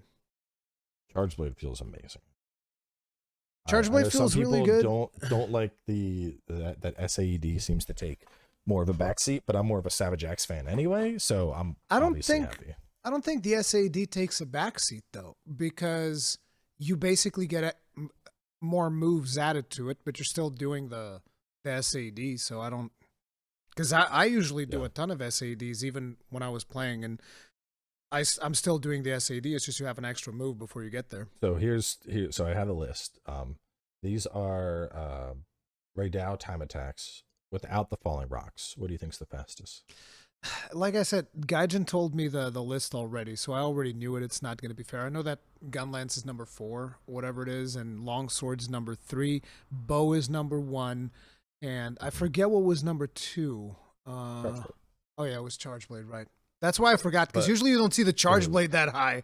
I was like, that's really high. So Lance is at the bottom, which expected. Yeah. Second to last right now is Switch X. Which that's what surprised me. I was like, Switch X is all the way down there. I think it's because it's bow, Charge Blade, Longsword, Gunlance, Greatsword, Hammer, IG, Hunting Horde, dual swords, light bowgun, sword and shield, heavy bowgun, Switch X Lance. I think it's probably because Switch X is going to struggle with uptime on Raidao. Yeah. I think that's probably the reason. They're struggling a little bit with uptime. And if that run is probably one good AI run away of just skipping a bunch of other weapons, most likely, I would imagine. Like, you get one more knockdown here or there, and they will just, like, leapfrog over a bunch of them, for sure. That's what I would imagine. But, yeah, so in regards to the last one, obviously the gun lance, it's the best weapon. It's the best. It's so good. You got 2 wyvern fires. You got the full blast. You just have so much stuff that it just feels really good to play. I mean, I don't have a whole lot to say about the gun lance. I love the fact that the whole thing now is like, get the wide sweep and that gives you full blast, or get the stake and that gives you faster wyvern fires. And that's pretty much the whole shebang. I do think that the different shelling styles are going to give you a lot more options when it comes to gun lance, which is one of the reasons why I'm probably going to be rocking 2 gun lances. Where are you I don't at? know about 2 gun lances. I already told you I'm going to longsword and gun lance, which I think will be a pretty nice combination. Because if it's something that I am struggling to hit my dodges on, I'm falling back to a shield and just booming through it. I think hunting horn is definitely going to come out here and there, just because it's very fun. It's to play. so much fun, dude. You're just bullying things. I really initially I was going to commit to greatsword, but I was just, I mean, I don't know. I don't think Grey Dow is the best matchup for greatsword, obviously. Yeah. But that was, I don't know. He disenfranchised me from greatsword when I saw, because the greatsword I got like a fucking 22-minute kill or something. I was like, oh man, this isn't nice at all. I mean, and then I go to like it's gun lance. I go to gun lance and fucking longsword, and I'm like close to 15 on both, and I'm like, it's nice. Yeah, yeah. But yeah, the gun lance feels real good. So that's gonna be my main, obviously. But for a secondary, will either be a second gun lance or charge blade, because I think charge blade's also going to synergize really well off of the same skills, considering that we still don't know exactly how the skill system is gonna work. But yeah, it's either that or hunting horn. So it'll either be gun lance plus charge blade or gun lance plus hunting horn, because hunting horn is just so much fun. I just want to play more hunting horn. Yeah, hunting horn feels good. Do you think a lot of people are actually going to commit to pre-buffing with hunting horn before hunts? I feel like it would get tedious pretty fast. I mean, that was my thought process the moment that I started hearing it from the community while I was still at Gamescom. I was like, this just feels like it'll be boring if all you're doing with the weapon is buffing. But it is important to bring up, I don't know if you noticed, but you can pre-buff everything from Sacred. Yeah, so you would jump off the Sacred, you'd play your songs. No. Well, I think can you play on the Sacred though? You can play all the songs on Sacred. That's what I'm saying. So you could be like reapplying buffs in between. I knew you could play the notes. I didn't know you could perform on the Sacred. Yeah. So the way that it works is you press triangle or Y, and it pulls out the horn. And as it's pulling out the horn, you press the note that you want to play, and it will play any of the 3 notes. Yeah, but can you perform? Yes, and then you perform it. The Yeah, you pull it out, and then you press the right trigger, and it will perform. So you can play all the notes, and you can perform. You can do all the songs. So yeah, that is something that you can do. It is a little bit awkward though, I'll say, because it's not as fluid. Because when you're doing it off of Sacred, you can do the whole thing with the double notes, and you can't do that on Sacred. On Sacred, you have to input every note manually, which is not as cool. But yeah, so one of the things was that thing that I told you about focus mode, if you remember. How do you feel about focus mode overall? Because I noticed that you were experimenting with like toggle focus mode and a lot of weapons and whatnot. And I think that I played toggle focus almost exclusively by the end. Oh, by the end, I don't for gunning. Yeah, for guns I don't, because that just feels awkward. Yeah, because you're still, hold to aim just makes sense to me. That's mentally ingrained from hundreds and hundreds of hours of games. But otherwise, yeah, the only thing that threw me off is because the longsword would auto sheath after a lot of combos. So then I'm like, wait, no, toggle, turn it back on. Yeah. But the biggest was IG in particular, because when you're doing it with IG, you don't have to left trigger circle anymore. You just press circle for your follow up, which feels so much natural trying to execute into your big hit. There's another weapon that's going to screw you over if you play toggle focus mode, which is charge blade. Because if you are in focus mode, yeah, like it depends on how you play, but like, how you do charge double slash? A lot of times you're moving forward, you get up to the monster, you're still inputting forward. If you press circle and you're in focus mode, you'll do sliding slash. Because whenever you're in focus mode and you press circle in a direction, it'll do a sliding slash instantly. It's going to take some time. The thing with I don't know if it's a concern but there's so many weapons. Like Charge Blade is a weapon where I've gotten down the movement and whatnot without focus.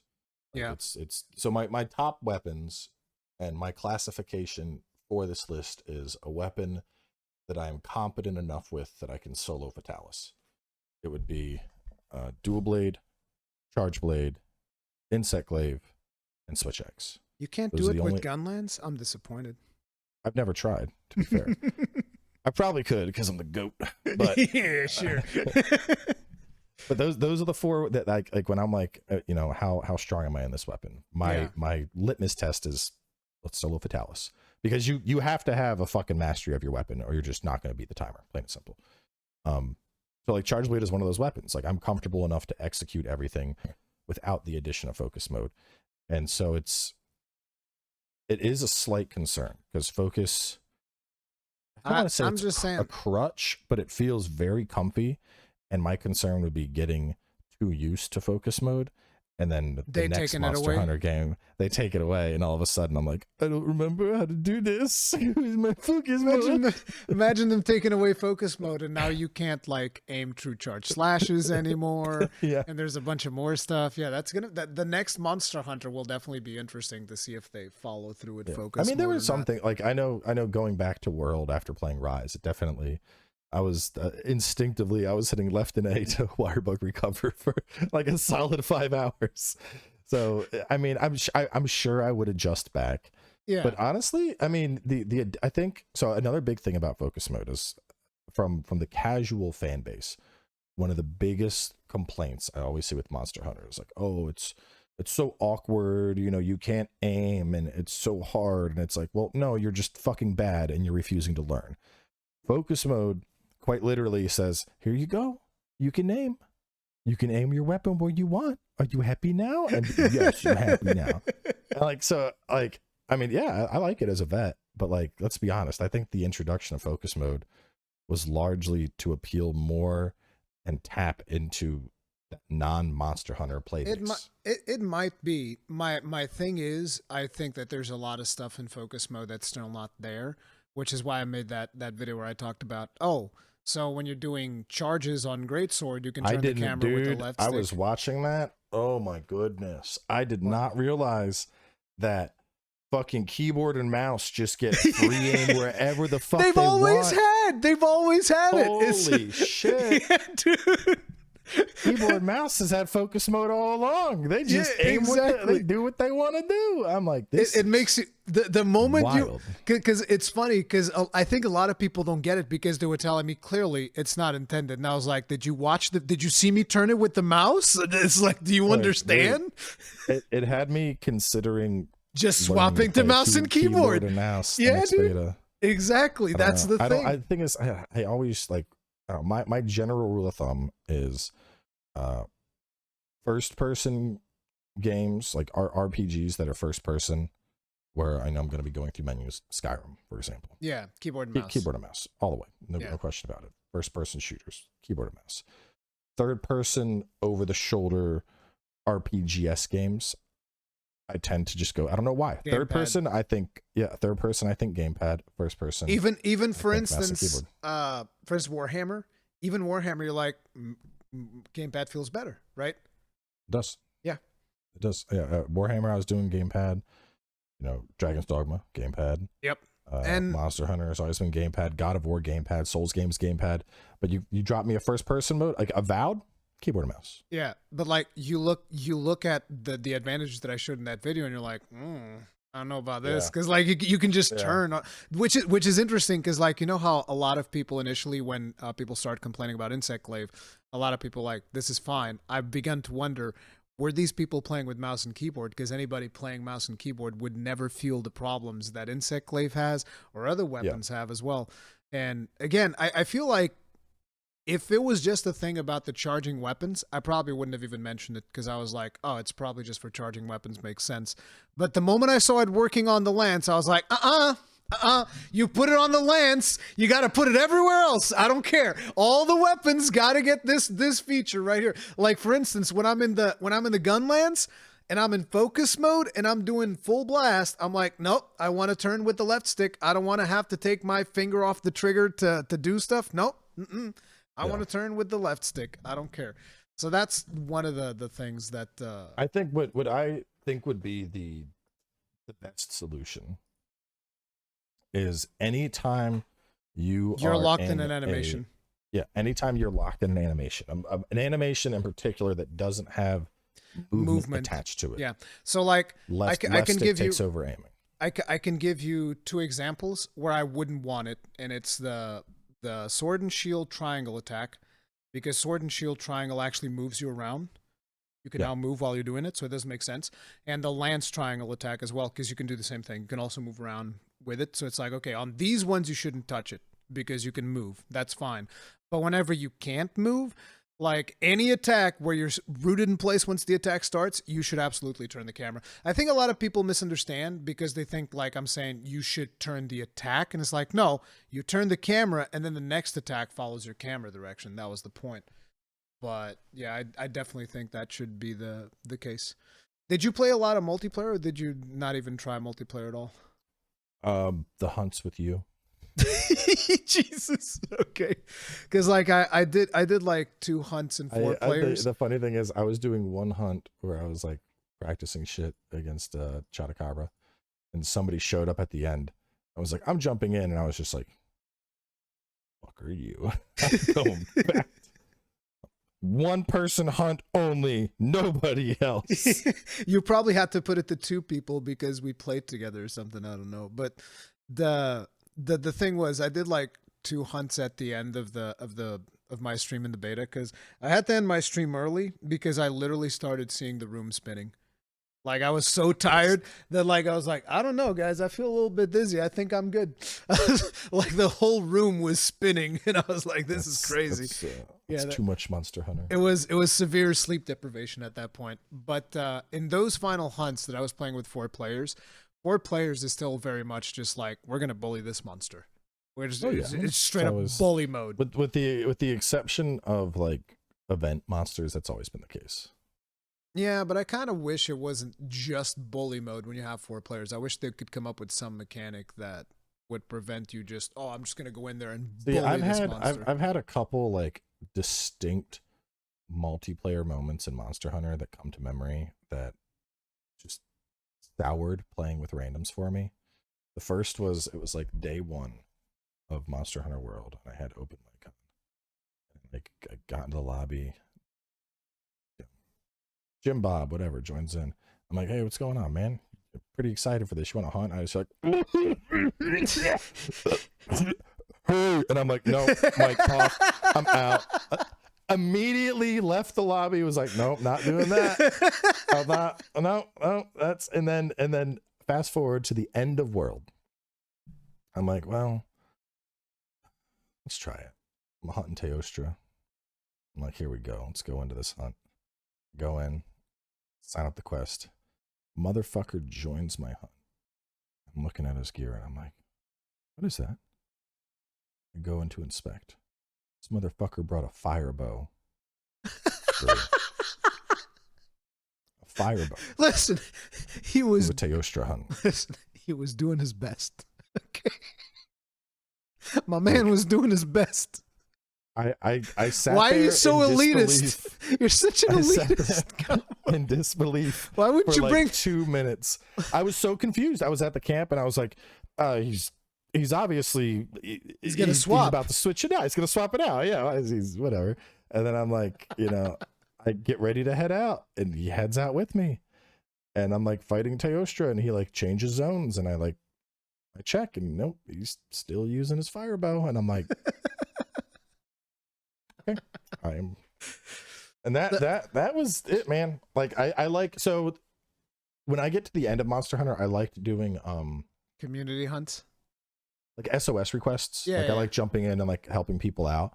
But like when I am going on my hunts, I'm like, no, randoms be gone.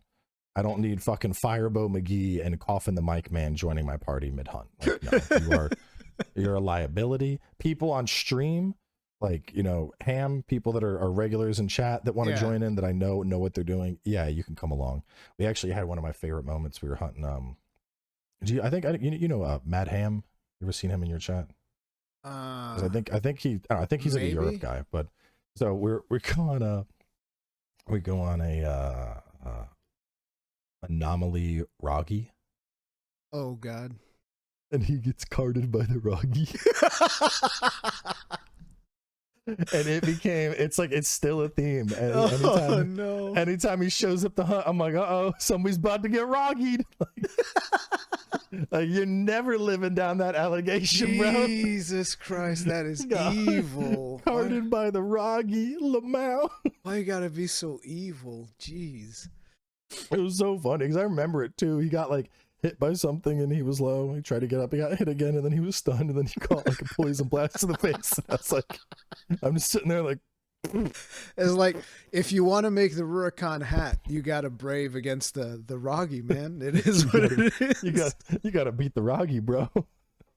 It's funny. One of the funniest things that happened with random was I had this one dude that joined. I think this was in I don't know if we were in the ancient forest or something, or if we were in the guiding lands. It was someplace that was green, and I was at camp.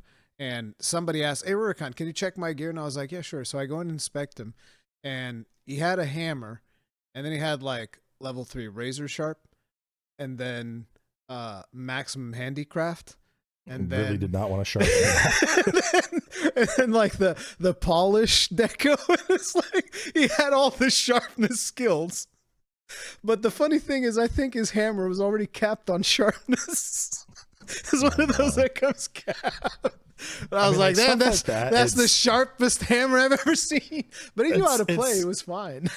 It's hard to get like. What was funny? I was like, I've noticed like a lot of new people on the weapon guys, and they're like, "How do you guys know all this stuff?" And I was thinking about it, and like, the tutorials in Monster Hunter really aren't that good. That's like, that's a good thing. No, that's a good thing. The basics. No, it's a good thing. But what's crazy to me about it is I was thinking about it, and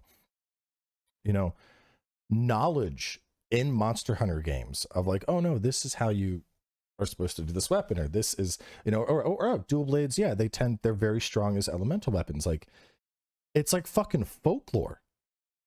Like it's literally just knowledge that gets passed down by the community. But that's cool. It is very cool. But like, could you imagine like any other game? Like imagine, people playing Elden Ring and they're like, what does heavy infusion do? I don't see anything. And it's like some old man. Yes, my boy, that increases the strength scaling of your weapon. You just, because you don't know half this shit in Monster Hunter. It's just people like, I remember, what was it? It was 4U. First time trying to play 4U, and I was trying to play Charge Blade. And I watched like the only Monster Hunter person I knew back then was Gaijin. Gaijin, yeah. And yeah, because he was doing the guides. And a lot of people, she had to fucking ship off your DS and have it retrofitted and Frankensteined, and I was always like, I'm not sending away my fucking DS and then having it for like 2 months. You buy a new one. You'd have to probably, yeah. But I remember I was trying to learn Charge Blade, and like there was nowhere in the game that explained like as you're doing your combo, you hit back in circle to do the AED. So for like the longest time, I just assumed like, yeah, charge it in SAED, charge it in SAED. I didn't even know that AED existed as a mechanic until I watched his video, because it just wasn't like the game mentioned it. Like there's the amped elemental and there's the super amped elemental, and I'm like, how though? And it's like, we don't know. And I'm like, but that's the thing. It's always been interesting because then you experiment with the weapon and then you find like new things. Yeah. Like we were talking about how Cow Slayer was still discovering that that weird combo that I was telling you about on your stream, that you do the full burst and then you dodge forward and then you do a quick reload go full burst again, and you skip the wide sweep, and it's like, how are you going to figure that out? You just have to use the weapon into oblivion until you get it. Yeah, that's the thing. It is a cool, because there's not any other. I was thinking about it a lot because I can't think of any other game in modern memory, at least, like an ongoing franchise that's like that, where a majority of the mechanical knowledge in the game comes from the community and it comes passed down from people. It's like, for instance, I don't think the game tells you anywhere that if you do a wyvern fire, the second wyvern fire is going to be faster. Yeah, no, just gotta figure it out. I just happened to notice that I didn't notice it. I was talking with Cowslayer when he figured it out, actually, because we were both at Gamescom, and Cowslayer was telling me, oh, in Spanish, you see when you do the Wyvern Fire, the second one's fast. And I was like, oh, okay, that's cool, because I had no idea. It's so it's such a cool concept. See, Cowslayer was the wise man. He was the one. Yeah. Like, there's just nothing else I can think of that does that. But I think that's why I like it so much. I think it's just, I mean, and so you have those awkward situations where it's like, here's my protective polish handicraft 5 hammer, not understanding it, and like those I'm like let me teach you. But then you also get situations like Firebow in a Teostra fight where like, no, I don't have sympathy there. Listen, like, let me explain to you what that guy was doing. He was fighting fire with fire. Exactly. I was gonna bring it up. Yeah. He's fighting fire with fire. He's heard it his whole life. You fight fire with fire. And he's like, yes, Dad. The crazier That's thing exactly what I'm gonna do. As you're hitting Teostra with the Firebow, I'd have to actually go into World to test this, but wouldn't you be getting like gray numbers or zeros during certain attacks? I don't know, because there's probably still a physical component, right? The arrow is not entirely elemental damage. Elemental, yeah, but I'd assume you'd get like a. I mean, I don't know. You'll get the same thing that you would get in melee. So like if you're hitting him while his armor's charged up or whatever, you'll get the gray numbers, but other than that, you'll get regular numbers. They're just going to be really small numbers, and he's going to be wondering, but World, I mean, why is World, this, why am I dealing so little damage? You at least got the, your monster compendium. Oh, this guy's weak to ice or water. Yeah. There was just no looking at that. No, I don't know. I'll never forget the Firebow though, man. Just it. Oh, funny stuff. I was committed to it. So the only time I think it's actually been a problem though was Alatreon. Yeah, because nobody wanted to learn that you have to use an elemental weapon. Yeah. You create a lobby and there's 3 people that come in with Bracky gear, and I'm like, no. Like, no. See, you're being evil. I would just carry those people through the fight. That's what I did. I told people, you want to bring blast gear? Okay, that's cool. I will do the elemental thresholds alone with my gun lance. Don't worry about it. I don't. You have more faith in humanity than me. Look, we got some of the fastest Alatreon kills with people using blast weapons, because the interesting thing about Alatreon that I think is really stupid is the fact that this is a fight where they finally incentivize, like, no, you got to use an elemental weapon. But raw weapons still deal more damage. They still deal more damage. I tested it. I was like, this is dumb. Why would a raw weapon deal more damage on this elemental fight? But that's the way that it works. So a lot of the times people are like, oh, I only have a blast set. And I'm like, that's fine. I'll do the elemental thresholds. And we would get really quick kills because they deal a ton of damage. Because the only thing that I always struggled doing was breaking his horns. So I was like, I just need you guys to break the horns. Everything else, I got it. Don't even worry about it. So you could come in with 3 blast weapons. Gun lance. Elemental gun lance. Elemental gun lance? Elemental slap lance. Because here's the thing that a lot of people I never fucked with slap lance. Here's the thing that a lot of people didn't realize about Alatreon is that there was an elemental scaling for each of the weapons. So each weapon would have increased elemental scaling to make up for the fact that either they were not good elemental weapons, right? So the greatsword would have like a ton of it because you don't hit many times with the greatsword, so elemental damage not great. And the gun lance was one of the weapons that had like 30% or something like that. I remember it was 1.3, people were telling me.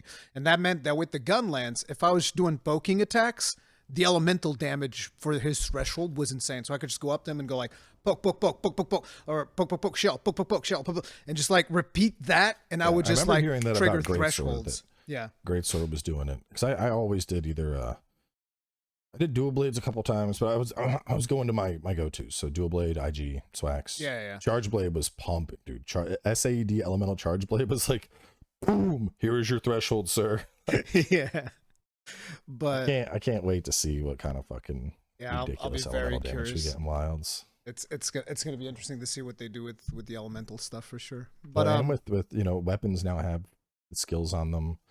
I honestly hope we don't see the same damage bloat that we saw in both Sunbreak and Iceborne by the end, where it's like 3 pages of fucking skills.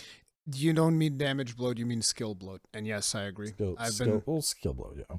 Because there's a lot of people that want that, though. I can tell it because I talk about that a lot, and a lot of people say, no, that's exactly what I want. I want like 50 million skills.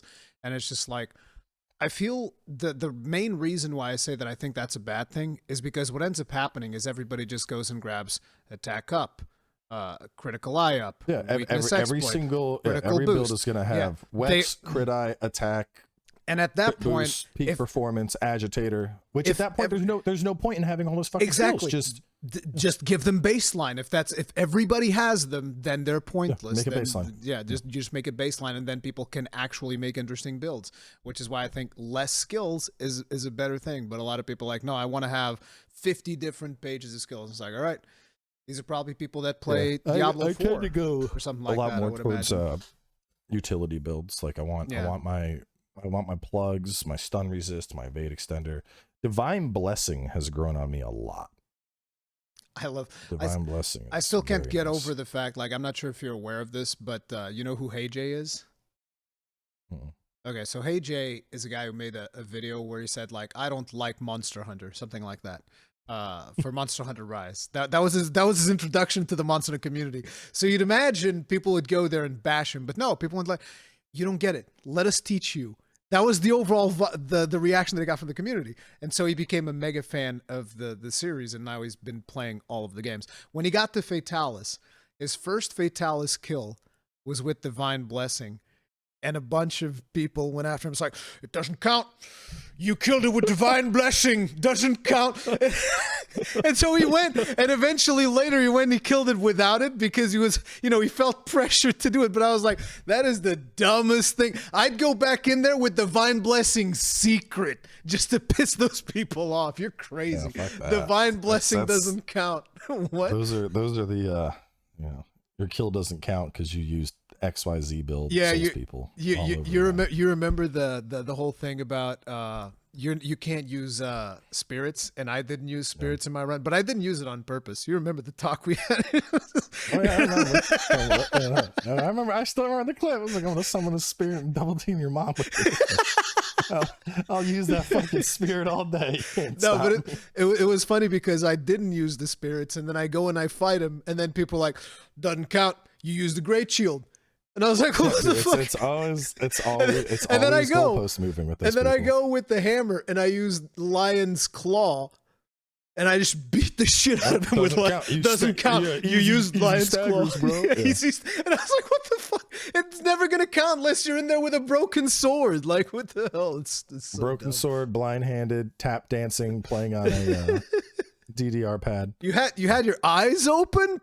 Casual, absolute casual. But anyway, I'd like to tell those people like, oh, what did you beat him with? Oh, I use this weapon. Did you level it up? Yeah. Easy. Yeah, exactly.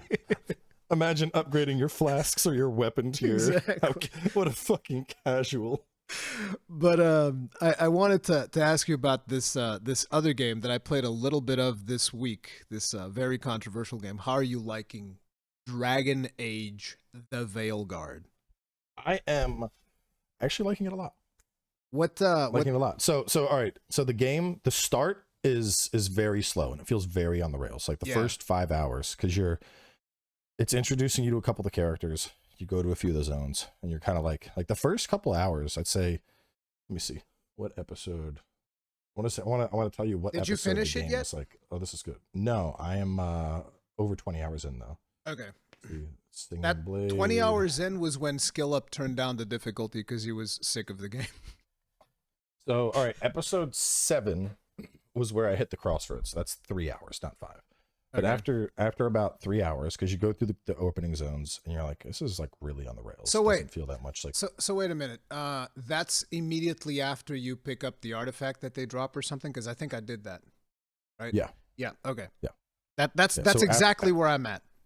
Yeah. So now is when it starts to feel like an actual fucking RPG. Okay. Because up until this point, it was pretty much on rails. I was like, this is not an RPG anymore. This even the dialogue choices that you get. I don't know if this gets better.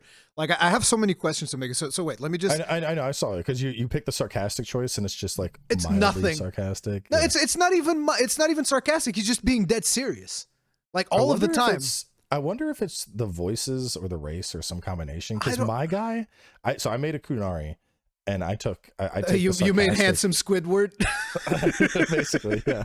But dude, I've seen so many complaints about the dialogue, and I'm actually with the choices my character is making in the dialogue, I'm loving it.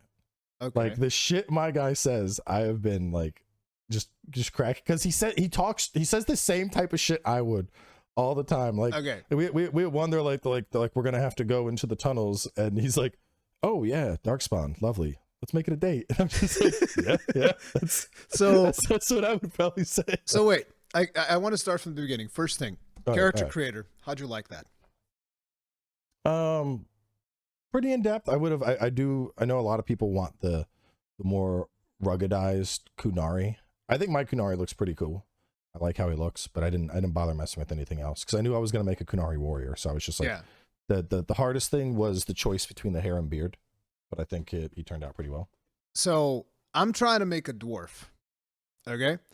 And as I'm trying to make a dwarf, what ends up happening is, dwarves, I want them to look like rough. I want them to like be worn down, beaten up, like Yeah, old, gritty. old Yeah. scars. Yeah. Can't do that. You No, look, all you the just, characters look very clean. yeah, super clean. You straight up can't do that. And I was like, all right, he's going to be a pretty boy, whatever. Let's find a haircut for him. Let me find my pretty Kunari and show him to you. Yeah. But like, so I'm like, let me find a haircut for him. And I was like, I can't find a cool haircut for my dwarf because all of these haircuts look like I just came out of the hair salon. All of them. Every single one. Unless you like shave your head. And I was like, I don't want a shaven head dwarf. But I was like, all right, fine. You guys go to the 20-minute mark. You're asking a lot. Let's see here. 20 Click minute it and then scroll to 20 mark. minutes. Yeah, I'm seeing it. 2040, you get a good shot right here. Look, I'm actually at 2043. I see it. I see exactly what you're talking Yeah, about. I think he looks pretty good. He's got the good beard and the horns, and I like how he looks. But anyway, let me tell you about my dwarven experience. But he does look very clean for a Kunari. Of course, he looks super clean. Every single character looks super clean, right? So my dwarf already looks super young, and I was like, all right, I'm trying to get a cool haircut. I can't. I have to give him like an elven ponytail was like the best thing for my dwarf. I think I also have an elven ponytail. I have an elven ponytail, and I was like, I have like the top knot samurai ponytail. That one. No, I have one that's just like a regular ponytail because I still wanted to see the hair physics, so I didn't want him to be bald. Because I was very much concerned, I'll just make him bald. The thing is, he's so smooth that when he's bald, he looks even worse. It's a shiny, smooth dwarf, which is super weird. So I was like, all right, I'll just give him like a ponytail, whatever. Then I go to get a beard. And the braided beard looks terrible because the braids go all the way down to here, but then the beard cuts off too early. And I was like, what is that? This is the weirdest beard I've ever seen. Why would you do this? So I have to give him a clean beard as well. So it's like this full flowing, like mage beard. And I was like, oh God, this is so bad. So I can't make him gritty. I can't give him a cool beard. I can't give him the haircut that I would like. I'm just like, screwed over. I'm not enjoying myself. And then I'm like, all right, well, at the very least, let's put some body hair on him. No. There's not a single option for body hair. He's a Brazilian wax dwarf. He's a Brazilian wax dwarf. Listen, you got to realize, the reason is because everybody in Dragon Age is fucking, okay? And when there's that much sex happening, you got to be ready. Yeah, it gets in the way. Yeah, you got to be ready to have sex all the time. Everybody is waxed all the way down to the tiddly bits. So anyway, I eventually go through and I'm just like, all right, now I just want to get my characteristic scar over the red eye. Can't get that either. You can't move the scars. So like they give you a bunch of different scars, but you can't move them. I was like, people have been like you can move scars in Dragon's Dogma 1. In Dragon's Dogma 1. the character creator doesn't compare to a lot of It is like I think the Look, character creator is 'cause, terrible. And the other thing is like coming off of Dragon's Dogma, the character creator is certainly like and the other thing is just the shape of the character. Even like my dwarf's shape, it's not like shaped like a dwarf. It doesn't look great as a dwarf. Does he have like weird. a little waist or something? He does, but it's I don't know. It's like he looks like an egg. You know, dwarves is supposed to build like a square. It should look like a reversed triangle. Okay, I want my dwarf to look like Johnny Bravo. Okay, that's what I'm looking for. And he looks like a little egg. It's just like I don't understand. He looks almost like a gnome. Even though like I chiseled him out, I'm like, give him as many muscles as possible, please. I just want to have a cool dwarf, and he still looks like a little egg. Dwarf erasure. Dwarf erasure. So yeah, I was not happy with that. But then, you want to know what really pissed me off? I'm like, okay, so I have a smooth dwarf. You get into literally the first cutscene.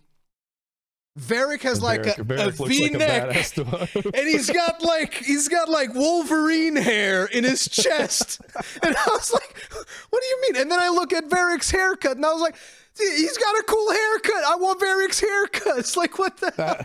Sir, that hair is for Varric only. Exactly. Okay? It's like, why can I have Varric's haircut and Varric's chest hair? He looks so much more manly than my dwarf. It's so weird. That's how he maintains his dominance as the original leader of the party. What do you mean? What do you mean his dominance? He got beat the crap up on the first mission. He beat his ass real bad. But that was the other thing, right? So let me ask you something else. What difficulty? 1 below Nightmare. That was a mistake. The game is so easy in Nightmare, it's not even remotely challenging. You're too early to understand difficulty yet. Maybe, but like I died on my first engagement. Trust me when I say I went through a boss battle just the other day with an enemy that was supposedly, according to the game, 5 levels lower than me, and it took about 20 minutes of attempts to beat this thing. Ugh. Is it because the health was too much, or is it actual mechanics that were hard? Like, what was your thought process? Very aggressive mechanics, add summoning mid-fight, and insane incoming damage. So part of the fight, so you go down into this like little. Did he have unblockable attacks? Yeah, shit ton. Okay. He had a shit ton of unblockable attacks. He had this one thing where he would queue up a move and you would have circles constantly pop up underneath you unless you interrupted him. Yeah. And then he would do this like lightning charge where he would aim for you and you would roll out of the way and he would just go boom and dash across the arena and then leave a line that was electrified that would fuck you up. And so while you're avoiding all that shit, you get him like you get I think it was when I broke his armor and then when I got him to half health, both times he summoned ads. So you're needing to throw out AoE to handle the ads. But like the early stuff's fine. It's once you start going after like the named demons and some of the side quests, that's what this guy was. He was like the culmination of this demon hunt. And dude had fucking hands. But then on the other hand, there were boss battles where I would just walk in as a warrior and straight up drop kick the boss off a cliff and it would die. Yeah. I was just like, oh. The drop kick is really cool. And it's also really funny that like the first ultimate that you get, I don't know if those change or not, but the first ultimate that you get is like, I have this weapon. I have this weapon, but I'm just gonna punch the ground. Not even the monster, but I'm just gonna punch the ground in front of the monster. Yeah. It's really weird. But it is cool because you do like the drop kick and whatnot, and I was like, I'm into it. But the combat feels a little bit floaty, but I want to talk a little bit more about the combat, but one more thing that I want to bring up that really pissed me off is the way in which they tell the story. It's got the subtlety of a sledgehammer. So it's like, I finished the fight, right? You finish that first mission that you do, and Varric's all busted up in the bed and whatnot. And, you know, the dialogue begins, and the little tooltip pops up that says, by the way, Varric is really disappointed in the fact that his relationship with Solus wasn't enough to stop. And I was like, what? Why would you say this? And then on literally the next scene, Harding shows up all busted up. And it's like another tooltip pops up. Harding is discouraged and is also injured because in the last mission, and I was like, are you kidding me? Is this for TikTok? Your relationship dialogue. That's not relationship dialogue. That's ridiculous exposition.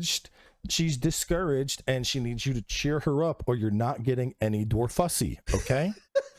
If you want the Dwarfussy, you're gonna have to cheer up Harding. What I want them is to take heed of the principle show, don't tell, which they seem I'm to telling be you, utterly listen, incapable of. you are on the cusp of when it starts to get good.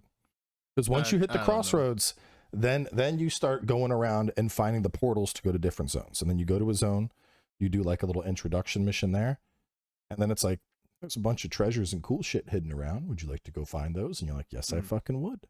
I'm down gonna the treasures. I'm gonna play more. Periodically... Whoa! You turned off your microphone, sir. You broke it. Yep, you broke it. It's over now. There's no sound. There's nothing. Test. There it is. He's test. back. Okay, we're back. It might be time to pull out the backup mic. But so yeah, it takes. It does have a very slow start. But after those first 3 hours, once the world, because now that the world opens up, like I would like finish a quest, and then I would look at a zone, and it's like, oh, this zone has 2 different things you can do. This zone has a thing you can do. There's the treasures you can find. There's other treasures that are locked that you can come back to later. I think the biggest thing, and that is the problem. There's also without spoiling, there is a pretty early on, you get hit with here's a big fucking decision that's going to have a heavy impact on your story.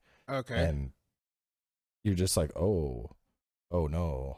Like, well, we'll see. The thing is, up until this point, there's some good shit. All of the decisions that I've made have been pretty pointless, from what I can tell from what I was chatting with chat. What are you playing, by the way? Grey Warden Dwarf Warrior. And like, how are you playing? Like, I'm gonna go into the champion. I'm gonna go into the champion thing, which is, I think, about parries and throwing fire down and whatnot. And yeah, so I haven't tried that. I know that people were telling me the meta is going for the Reaper thing Captain or whatever. America. Yeah. I started as two-handed, and I was just like, it's just ain't bringing the unga bunga that I would like to see. I went Captain America. Holy shit. Yeah, it's just, I looked at the champion and I saw that they can call in artillery strikes, and I was like, yep, that's the one. Yep, artillery strikes. I'm gonna respect a champion, but I want to wait till level 30, because once you're level 30, you can pick up a skill that lets you parry unblockables. And at that point, I feel like that build would really come online, because I would just parry the world. That's what I want to do. The thing to me, the thing to me was, like, I was telling you, I think that one of the reasons why you vibe with it so much is because you don't care about the story. You said as much at the beginning of the podcast, like, I don't care about the story. So I think that's the reason you like it, because a lot of people come to Dragon Age expecting like a cool story, and I just don't think that's going to be. I mean, the case it's from what I've seen so the far. The stories, it's getting better. Like, once you get up to like Demeter's Crossing, and it starts getting into like the shit that you saw as like escape out of the portal as Solus went down, those are the central antagonists. And once you start getting more into them, and just like the dark shit that the corrupted elven gods are doing, you're like, oh, okay. Like, that's like, people were like, oh, it looks like a Disney film. Like, no, there's a scene that's like pretty much right past where you're at, where there's like a dude that's being choked out on blight with like shit all over his face and black goop, and the whole town's being corrupted. And like, it does have some of the darkness. You get some of the companions. I haven't gotten Tash yet, which from what I understand is the big point of contention for a lot of people. A lot of people don't seem to like Tash. But I got everyone else. So I got the old dude who's a necromancer. He's fun, and he has this little skeleton that comes with him called Banter. I've heard about that one. Yeah, he's cool. The other guy is a pet griffin. He's cool. Harding I still like. Balara, a little eccentric, but she's growing on me. And then Nev I like, just because she's very snarky. It's like I said, I want to give it a shot. I want to play it properly and do all of that stuff, but I'm so late to the party because of how they handled review codes that I'm just probably going to play it on my own time and check it out that way. But one of the things that I noticed is that I feel that the combat is super floaty. Is that something you'd agree with? Yeah. Which is why floaty. I think the Captain America build felt better, because I couldn't, like, I was trying to do the warrior build or onslaught build or whatever. I couldn't really get in with what I needed to like consistently do the damage without having to like dodge and go back into it, and then dodge and then go back into it, and then dodge out of this and then get a parry. And the thing is, whenever you dodge, it's like if you were to compare it to Monster Hunter, you got a vid extender 10. in that game. Yeah. You Yeah, it's a big dodge, you're in dodge. a different zip code. And Yeah, then you're there's coming an back in and your early- character's like on an ice skating ring. It's like, whee! Yeah. It's really weird. Yeah. Yeah, the Captain America build ended up feeling pretty good because I have like one thing where I can parry back projectiles, and then I would parry back projectiles. I would have charge that the too. shield up. Yeah. Yeah, that one's nice. I would throw the shield out, throwing a charge shield in like an AOE situation. That shit's just like fucking up everything up.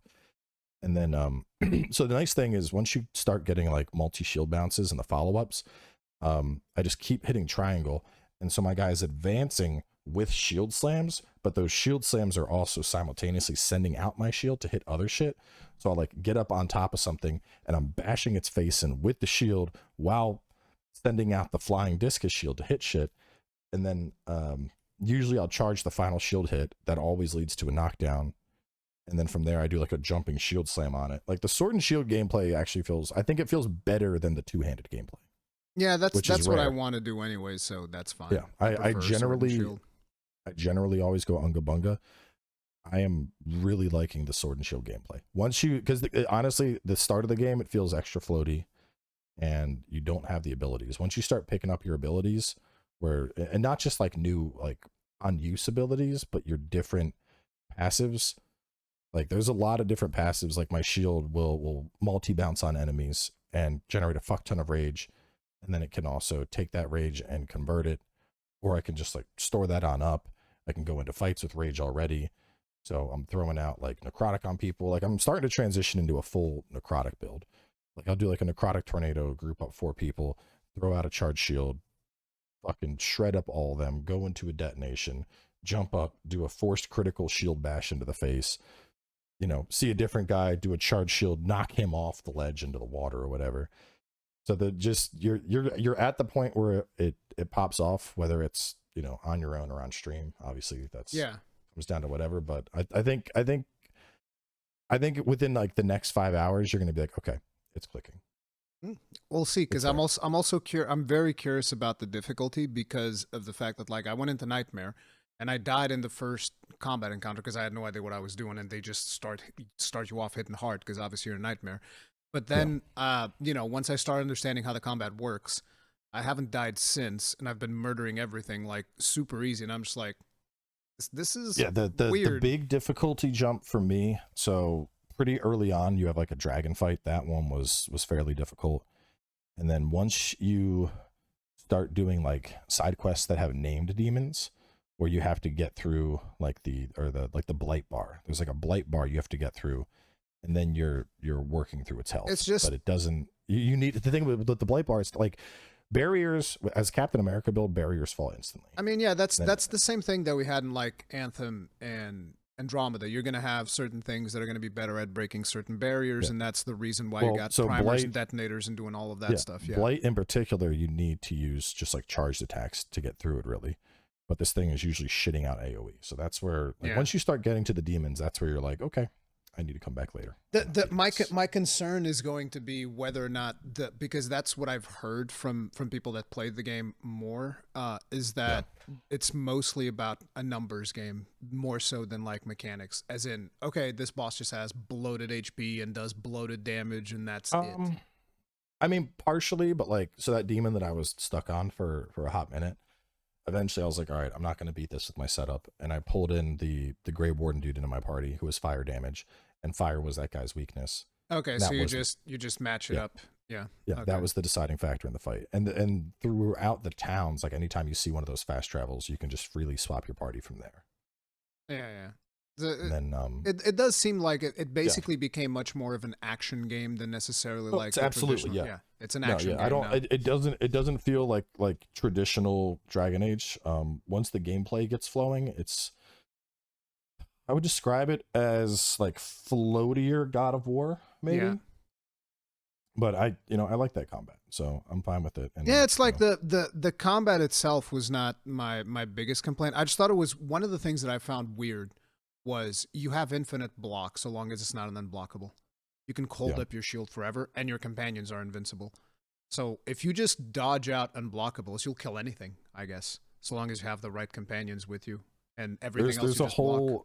There's a whole set up for the build you're going for, where you can actually you take like a 30% damage decrease, but in exchange you have like empowered rally parry perpetually. So you're just like hyper buffing all of your Everyone. teammates. Yep. Every that time sounds you like get my you get a style. parry, Yeah. you're hyper buffing, and you don't deal a ton, but your companions start clapping. One of the things that I also was hesitant about was when you see the difficulty and you see what was it, the thing that they said, defense timing or whatever the hell it is, and I was like, really, you're gonna fuck with the parry timings based on I think that's the dumbest shit to do in every video game. But it's like in Nightmare, it's super easy. Like if you play Souls games, like the parry timing is not hard. So no, it's not. The hardest part of the parry is there's so much shit going on that sometimes it's just I don't even see the indicator timing, because there's like 3 dudes over here and then a mage over there that's shooting shit for me, and I'm trying to parry this big guy, and I'm like, all of y'all need to back the fuck up. Like when it's like a one-on-one against something I can parry, which it's fucking baby town. Which I guess that's the reason why your dodge goes so far away, so that you can go and kill all those dudes on the side. Because like where you're at, like the first like, you know, brute or whatever I fought, I just stood in front of him and was like, parry, heavy attack, heavy attack. Oh no, I kicked him off a cliff. Heavy attack. I didn't even know that you could do it. I was just like, I was fighting him normally, and I was like, oh, kick came off of cooldown, and I just do the kick, and you just like goes off the cliff, and I was like, wait, dude, what? Yeah. The first time you kick somebody off the cliff is pretty fucking hilarious. And then I had this one quest. Somebody was like, oh, this is a really hard fight. I'm curious to see how you get through it. I'm like, okay, cool.